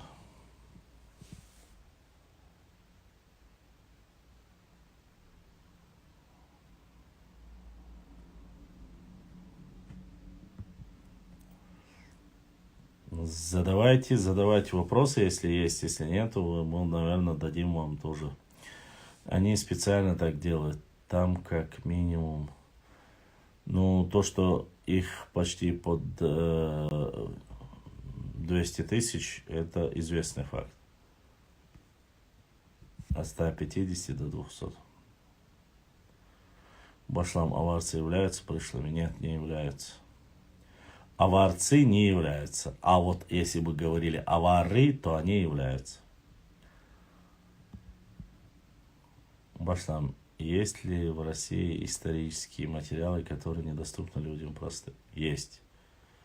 Ибрагим Сулейманов в одном из перечней чеченских обществ с запада на восток упоминаются чеченцы брагунские. Чеченцы брагунские, брат Ибрагим. Ничего такого, чтобы можно было бы сказать, что отдельная или высшая каста, ничего подобного нет. На всей территории от Сулака, в принципе, от Терека, уже более позднего периода, с левого берега Терека до самого Сулака, по всей территории проживали чеченцы разных типов. Как их называли? Размещался там Брагунский полк. После этого начали эти места называть Брагуны. Люди, которые проживали там, это были те же самые чеченцы исконно новчие, которые переселились с востока, с запада. И по местности их начали называть брагунскими чеченцами. Ни более, ни менее. Как и атагинские чеченцы, как и, там, не знаю, качкалыковские чеченцы, мичикизовские чеченцы, кистинские чеченцы. Никакой разницы, просто от названия селения. Ни больше, ни меньше. Брагунцы, мичикизовцы, качкалыковцы. Это кто-то по рекам, кто-то по местности. Терские чеченцы, мирные чеченцы, большие чеченцы, малые чеченцы. Оно ничего не меняет. Это все одни и те же ночи. Ни больше, ни меньше. Аварцы, что они потом или нет, это чушь собачья. Авары являлись монголоидной расой. То есть они и по генотипу, так как говорится, не подходят. Башлам, со скольки лет начали изучать чеченскую историю? Не понял вопрос, Хатиев. Со скольки лет начали изучать чеченскую историю? Вы мне задаете вопрос? Или я закончил исторический факультет, ну, получается, с 2002 года. Но направление у меня была не чеченская история, как ни странно. Я был не регионоведом. Для меня в то время это казалось, что это нечто такое, знаете, если я ограничу себя чисто только нашей региональными, мне показалось, что как бы это молодыми мы же себя считаем супергигантами, нужно было, вот у меня история была и Европы, России, вот, а более узконаправленная уже лет 10-15 так. А так я 2000 где-то, да, 20 лет тому назад я начал изучать историю. Углубленно, так сказать. Это не говорится о том, что я все время занимался историей. Нет, конечно же. И у меня вообще направление, вы не поверите, у меня направление политтехнология, геополитика, аналитика, социология. Вот всеми этими вещами я в основном занимался. Всеми без исключения.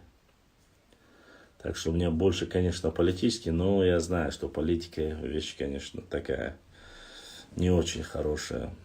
Не знаю. Вот. Брагунскими называли церковь. Нет, ну, еще раз. Конечно же, Брагунский. Это из-за местности, где расформировался полк. А терскими чеченцами называли по-разному. Терскими чеченцами в разные времена называли по-разному. Там мирные чеченцы, их тоже они были, как говорится, терхистые чеченцами. до прихода еще царской России, до прихода появления на левом берегу Терека проживали ногчи. Так называемых терских казаков до их появления проживали ногчи. Потом их начали оттуда выживать потихоньку. Были обширные территории на левой стороне Терека. Это Наур, это вплоть до Кизляра. Вот Шилковской район, но в то время он не назывался Шилковской. Мохни Куашто ушел отсюда у нас. Вот, более холодные зимы с горной части скот перегонялся на плодородные, ну, имеется в виду, на более мягким климатом территории, где проживали чеченцы. Большие тайпы тоже были там. Гуной, Варандуай, Дышни, Гуардлуай. Там, где я сейчас говорю. Цуантруай. Затеречные, теречные. Уарстхуай. Так, кажется, всех перечислил. В то время эти земли в основном были за этими тайпами. Таркуайгумки, да. Башлам слышал, что говорят про публикации, переписи по районам и малым населенным пунктам. Нет, не слышал. Что там, Рустам? Не слышал. Чего не слышал, того не слышал. Расскажи мне, удиви мне что-то новое, расскажи. Хотя я в основном все читаю, знаю, но может есть что-то, чего я не знаю.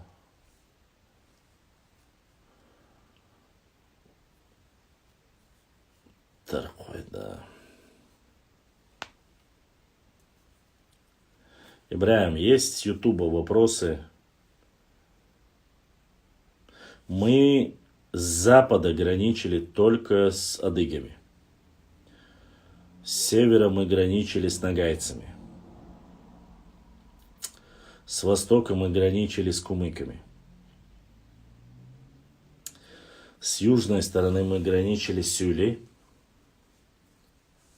Юго-восток, да, юго-восток мы граничили, небольшой участок граничили с Сюлей. Но между ними еще были Анды, Дидой. Вот с ними мы граничили. Южная, более южная, самая южная это дидойцы со стороны Дагестана. Юго-восточная это андейцы и сюли. Вот с этими тремя народами мы граничили. Юго-западная часть мы граничили с грузинами.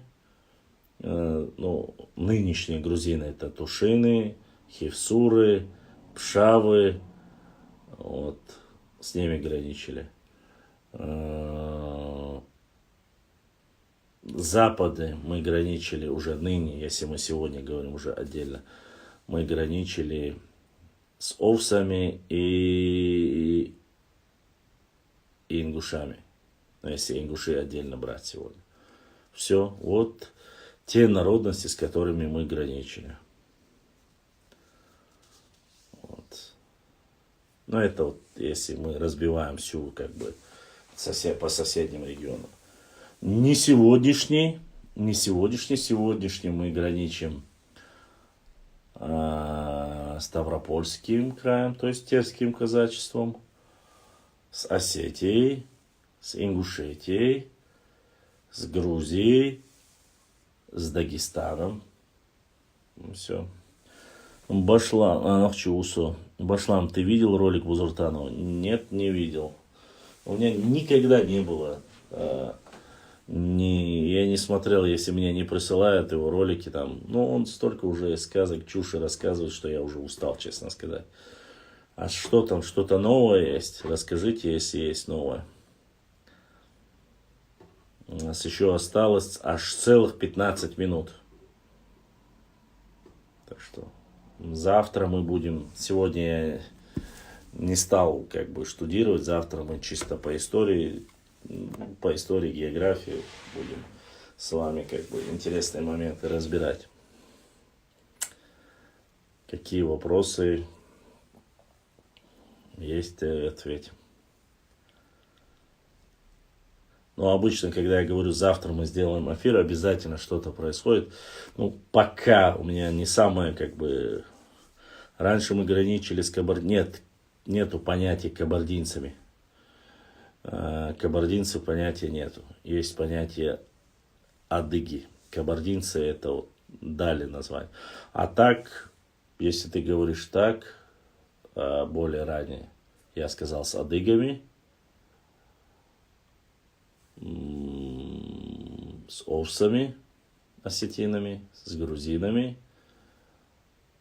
опять же дидойцами, сюли-аварцами, андийцами, кумыками и нагайцами.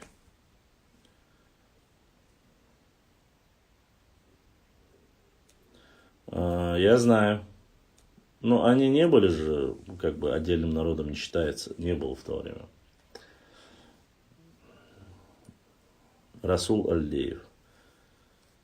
Генка они сейчас будут проклинать, конечно. Ну, вверх, за более западные земли были за адыгами. Адыги, кабардинцы, черкесы, это одно и то же, чтобы вы понимали. Вот, ихние, конечно, более сильные претензии и недовольство именно царской России возникло из-за крепости Моздок. Вот от Кизляра до Моздока, вы не представляете, с 1763 года, я не скажу сотня, но под сотню вот этих маленьких деревушек, в котором находится вот это терское казачество, до самого Кизляра идет, по Тереку. Там нету ни одного сюли-селения, ни одного кумыкского селения, ничего нету. Только терское, до самого Кизляра. Договора, которые заключались, не забывайте, экономические договора, чеченцы заключали с московскими, непосредственно с Московией. В этом договоре рассказывается о том, что чеченцы продавали кругляк-лес, который перенаправляли в Кизляр через реку Терек. То есть по Тереку сплавляли его до самого Кизляра. Продавали известь, порох, соль и многое-многое другое. И это описывается, чтобы вы понимали, то есть фактически весь Терек, по Тереку могли любой, у нас не было проблем ни с адыгами, черкесами, кабардинцами через Дирай, ни с кем с ним. До адыго-кабардинцев в исторической ретроспективе кто, интересно, заселял эту территорию балкарцев? Нет, балкарцы, карачаевцы, дегорцы, они вообще с нами не граничили. Имеется там в горной части уходит, это дальше.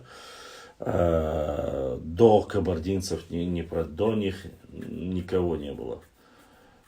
С нами граничили. Ну, если мы так говорим, есть предположение, что там до реки Малка или Кумы, там, не знаю, что это были земли нахчиматянов. Но это более древнее. Но граничили с нами всегда адыги, адыгские племена и общества. Вот, что мы граничили с карачаевцами или балкарцами, не слышал.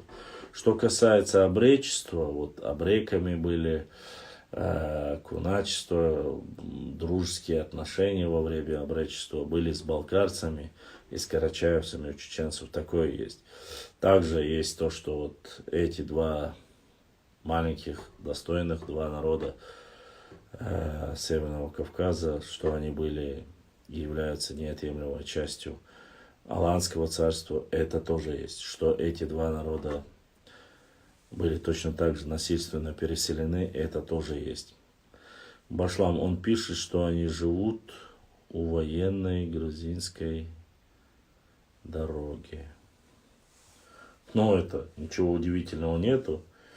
Очень много со времен шейха Мансура есть документов, где пишется, что от чеченцев защищает военно-грузинскую дорогу. А что касается Назрань и все земли, которые идут вверх от Назрани, были переданы Ингушетии, нынешней Ингушетии, с 1801 года уж. Только после их начали переселять на плоскостные территории. Башлам, часть аварцев и даргинцев, лезгин, лакцев депортировали в 1930 году в Кыргызстан из-за восстания. Слышал, Башлам? К сожалению, ничего подобного я не слышал. Были разговоры, но я слышал, что кумыков депортировали. Часть. Чтобы депортировали даргинцев, аварцев, такого не слышал. Там кто перечислил аварцы, даргинцы, лезгины, лакцев, честно сказать, не слышал. Такого не слышал, может быть, из-за каких-то внутренних распри. Кумыков слышал, что лезгин не слышал. А лакцев или вся депортация, которую я слышал о лакцах или о аварцах, это переселение. Это было из горной части, переселили на те земли чеченцев. Это и Ауховский район, это и Веденский район, Гудримесский район.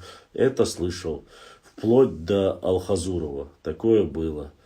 Но что их в Кыргызстан депортировали, я не встречался с таким. Не знаю, под что они взяли. Такого не было. Я знаю, мы ознакомились с письмами, которые нечаянно попали во время депортации,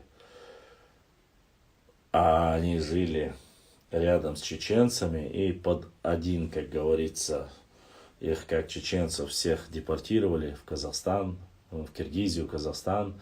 Они писали письма, говорили, мы на самом деле не враги народа, мы не чеченцы, никогда ими не были. Вот мы являемся или даргинцами, или там лакцами, кумыками, верните нас там обратно по ошибке. Такие письма и рассматривались такие письма, такое было. Некоторых возвращали, говорили, что это вы, чеченцы, прикидываетесь, якобы другими национальностями, чтобы вернуться. Отказывали, но и были те, которые вернулись по ошибке, они доказывали, что они аварцы, то есть они говорили, мы ни при чем, мы не чеченцы, нас по ошибке взяли.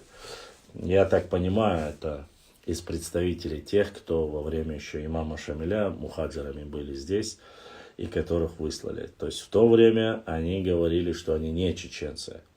И сразу вот. А после возвращения чеченцев, как раз мы знаем от эту тему по Гайрбекову Муслиму, да, Гяштуатшин, да, настоящий онах и представитель, яркий представитель, я бы сказал, что он по его делам известно, что он был настоящим патриотом. Вот эти слова, которые он говорил,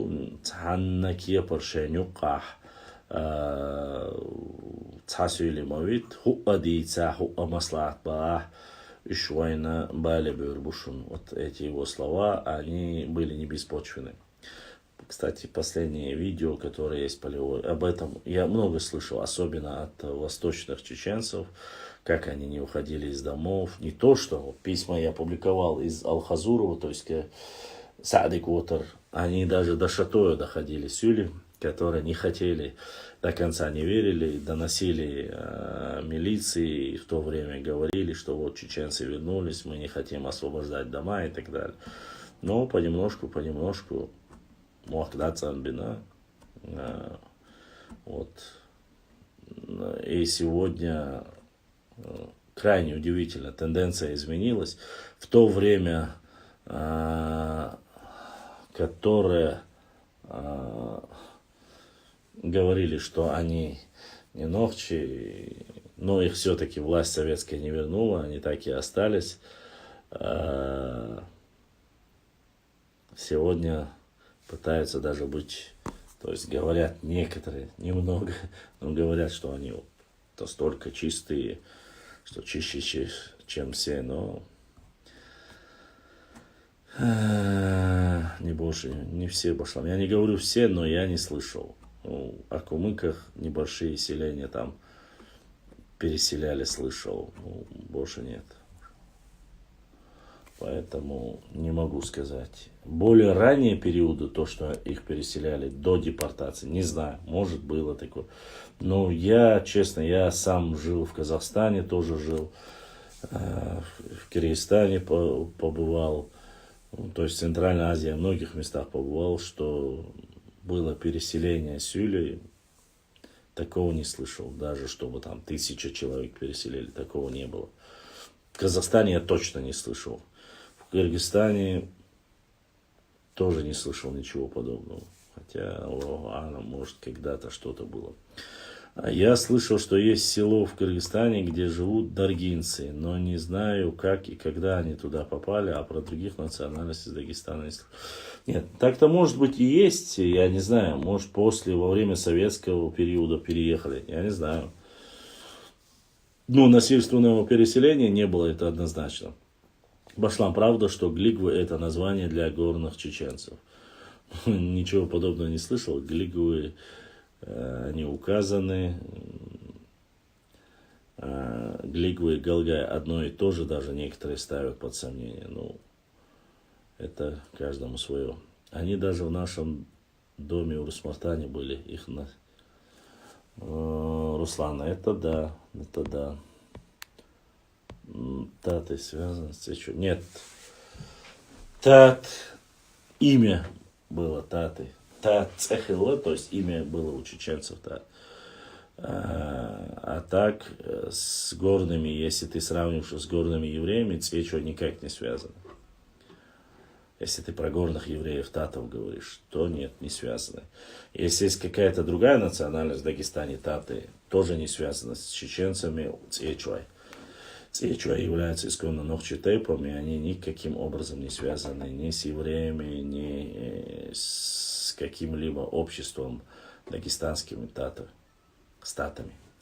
Имя Тат было чеченское, старое, Оуш было, Тат было, Ма было, Че было, Чеборс было, такое было, а вот что остальное я не слышал.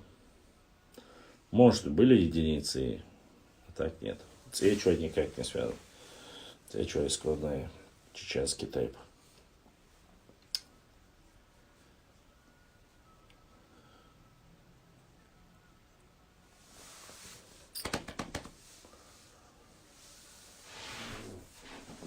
Так что, вот так вот.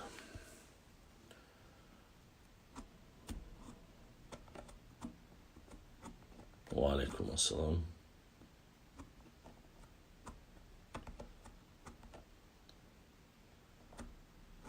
Туманский отправил вам запрос. Туманский, что за Туманский? Я с тобой говорить не смог. Татай отари. Тат цехила нохче. Татая фамилию нохче. Поэтому тут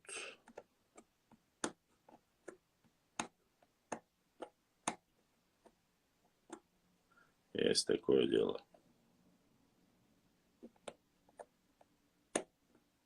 Татаю. Есть такое дело.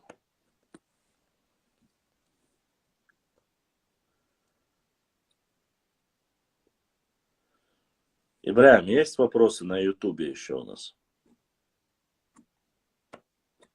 Друзья, я уже сколько часов мы ведем стрим. Не так много, как хотелось бы, конечно. Начали мы в 11. Сейчас уже часа 2-3 мы ведем эфир, да? На этом мы на сегодня закончим свой эфир. Я жду вас всех завтра. Завтра мы постараемся начать чуть раньше, чтобы побольше провести с вами вместе время. Сегодня 3 человека задонатили. Им огромное спасибо моим братьям, которые задонатили, поддерживают наш канал. Огромное спасибо вопросам из YouTube канала и нашим подписчикам из YouTube канала. Было очень приятно отвечать на ваши вопросы. И, иншаллах, мы ответим. И на вопросы ответим, и об истории расскажем, и культуре. Вы можете задавать вопросы именно вот, не настолько, я имею в виду. Я отвечу на ваши любые вопросы, тут никаких проблем нету. Выйдите в эфир, главное, вы знаете, показывать свое лицо. И разницы нету, это сюли, это или разгумки, это умки, или ребертло, адхуай, разницы нету. Я отвечу на вопросы и готов к дискуссии, если это касается каких-то наших общих исторических моментов. То есть взаимоотношения между своими внутренними, какие-то дагестанские общества между вами, это не мое дело, это меня не касается, это не моя республика. Но что касается ауховцев, истории ауховского народа или истории, там, я не знаю, Панкиси и так далее и тому подобное. Вот эти вопросы касаемо обсудить, поговорить, географию, язык, культуру с радостью, никаких вопросов нету. Как можно донатить сейчас из Европы?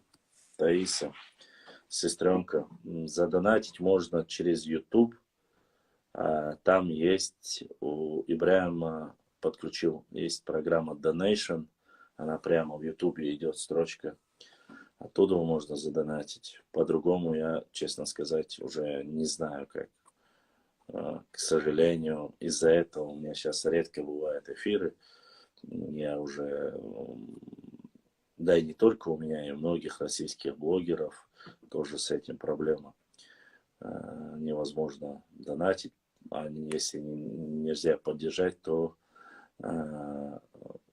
есть, само собой, я не могу проводить эфиры так часто, как раньше. И тут многое зависит не от меня, вы знаете. Хотя материалов очень много интересных набралось. Мы и с вами так до конца и не разобрали еще моменты по Гольштейну. Вы знаете, да? Любимый Аркадий Гольштейн, особенно который написано очень много, писали в свое время норнийцы. У нас очень много материалов. Вот. Но, к сожалению, или к радости, я не знаю.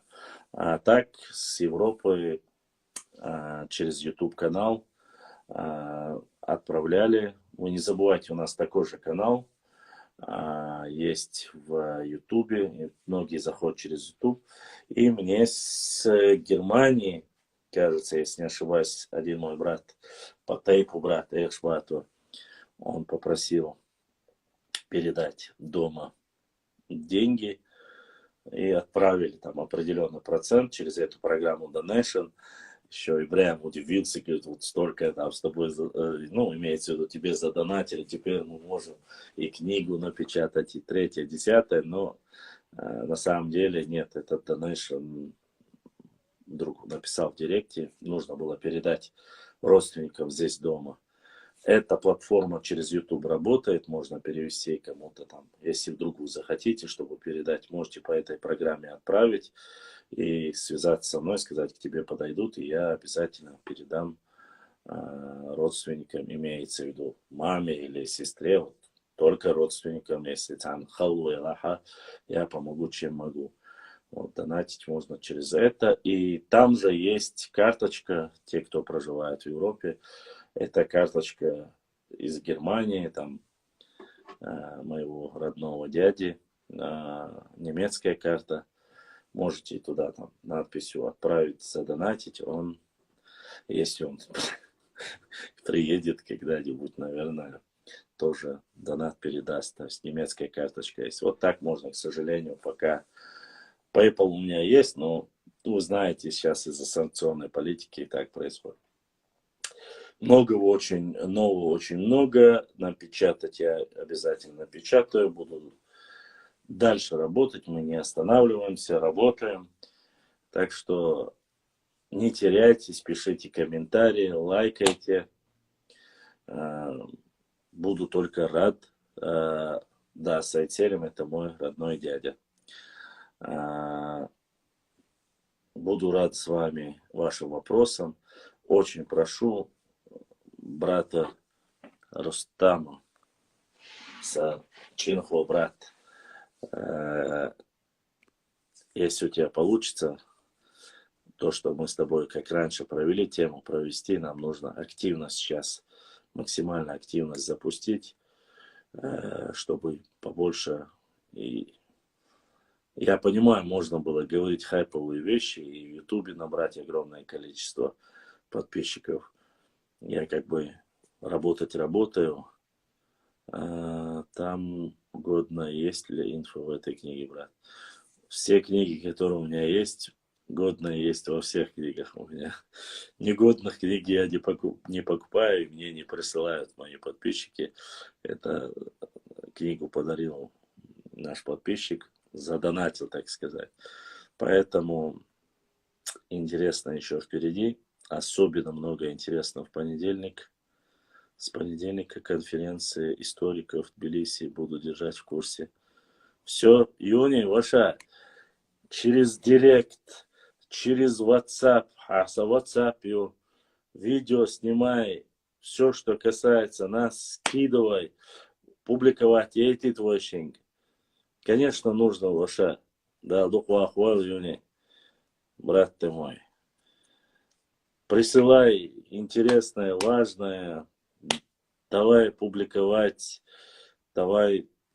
Только не как в прошлый раз, я видео заснять, хаята, вот из первых лиц, ты же, как говорится, наш исследователь, наш патриот Сундер, хаят, вашему публиковать, ирю, без проблем, Аллах, страниц указывать, вашему скинуть, ирю, та проблема, отцом. Я, как говорится, не претендую на авторское право, просто есть некоторые моменты, чтобы на бан не кинули из-за этого. Да, духу охваливали. Я так и не смог туда попасть, очень хотел в Грузию. Собирал, думал, соберу там донейшн, поеду в Грузию, в Панкиси, но, к сожалению, мы не Артемы, не Кузи, чтобы нам оплачивали поездки в Дубае, в Грузии и так далее и тому подобное. С аудиторией, асосанью, как говорится, любители, энтузиасты, патриоты. Ва алейкум ассалам. Все, договорились, Юни. Буду ждать, брат мой, буду ждать. Ну что, уважаемые друзья, стрим завтра. Ибраим Дицмади, дамовиш. А то последние 2 стрима без тебя мы как-то провели. Неинтересно было. Всем ютубовским подписчикам огромная благодарность. Завтра мы стрим начнем чуть раньше, чтобы больше времени провести. Все-таки зимой ночь намного длиннее, поэтому постараюсь 9, не обещаю, но с 10 постараемся сделать эфир. Вот. Огромное спасибо моим братьям, 3 братьям, которые задонатили. Огромное спасибо всем ютубовским подписчикам, которые сегодня активно задавали вопросы. Брат черту, нашу тему нормально продвигаем, делаю обязательно. Ничего не забыл, я не забуду. Если едешь, то возьму с собой, ничего не нужно из вас.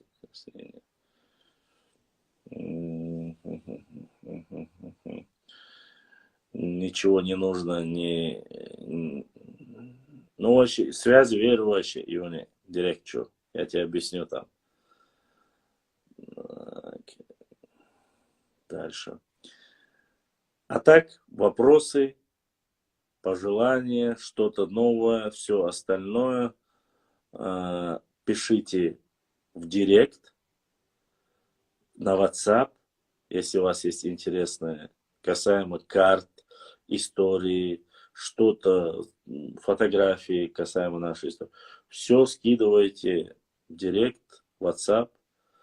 Мы есть в Телеграме, в Фейсбуке, ВКонтакте, в Твиттере, Инстаграме. Вы выдавайте, присылайте информацию. Все, что касается Нохчи народа, Нохчи истории, географии, этнологии, этнографии. Мы будем, если это важно, особо важно и интересно, мы будем писать и публиковать. Все, что нам интересно. С вами был ваш брат Башлам. Башлам видел эфир Бузуртанова? Нет, не видел. Черт, губахцо. Она, что-то все говорят, эфир Бузуртанов. Что сказал опять? Что он выдумал на этот раз?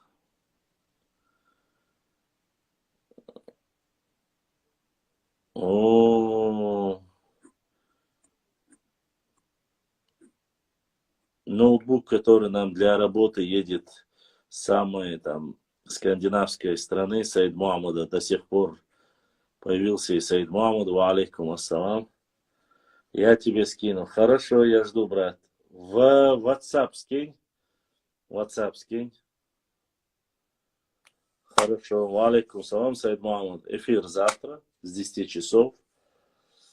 Постараюсь 10 или раньше, если ничего не случится. Адекюэл, с вами был Башлам. Не забывайте писать в директе.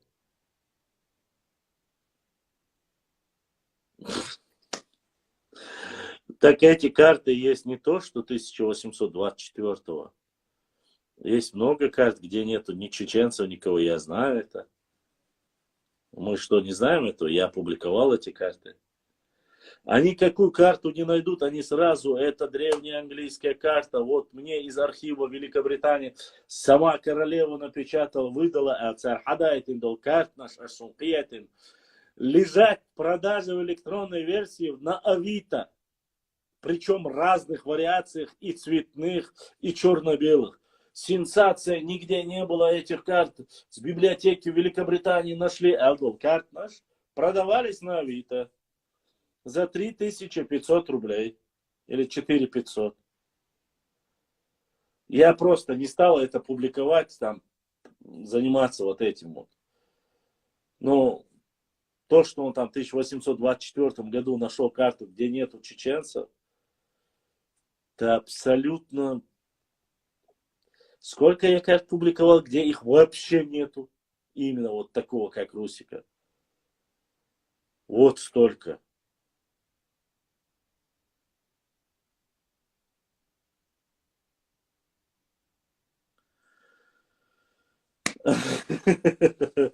По картам я могу показать, где нету идемцев. Да, Башлам. Тахан, настроение, дик мое. Настроение. Дик я просто, когда сказку и чушь рассказываю. Но ты пришли мне, чертво, завтра, чтобы этого сказочного долбозвончика разоблачить, любого лжеца, мне без разницы. Я не говорю, кто бы ни говорил о чеченцах, чтобы разоблачить войну, ничего не стоит. С вами был я. Мы на связи. Кистуай Дзурская, это так нас называли грузины. Абсолютно верно. Сантина CTS. Дзурдзуки, не Кистой. Сперва первые дзурдзуки, потом кистинцы. Вот так правильно будет. Если ты говоришь, вот выставить правильно. Так называли нас грузины. Абсолютно верно.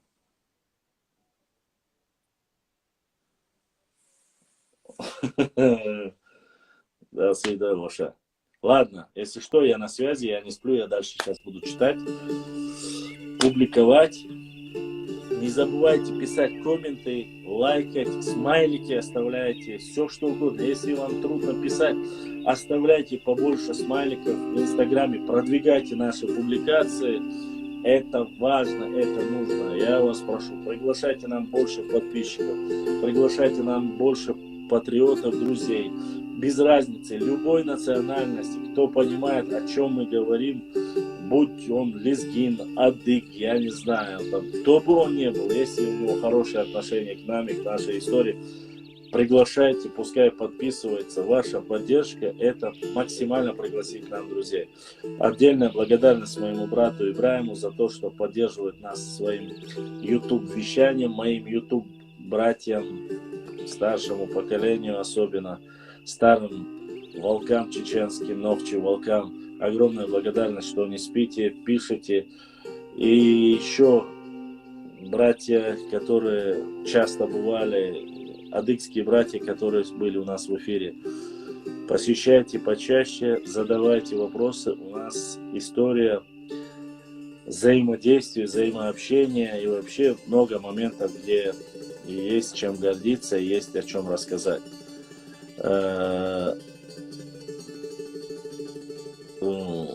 И меч, ты про какой меч именно говоришь? Ладно, давайте, до завтра.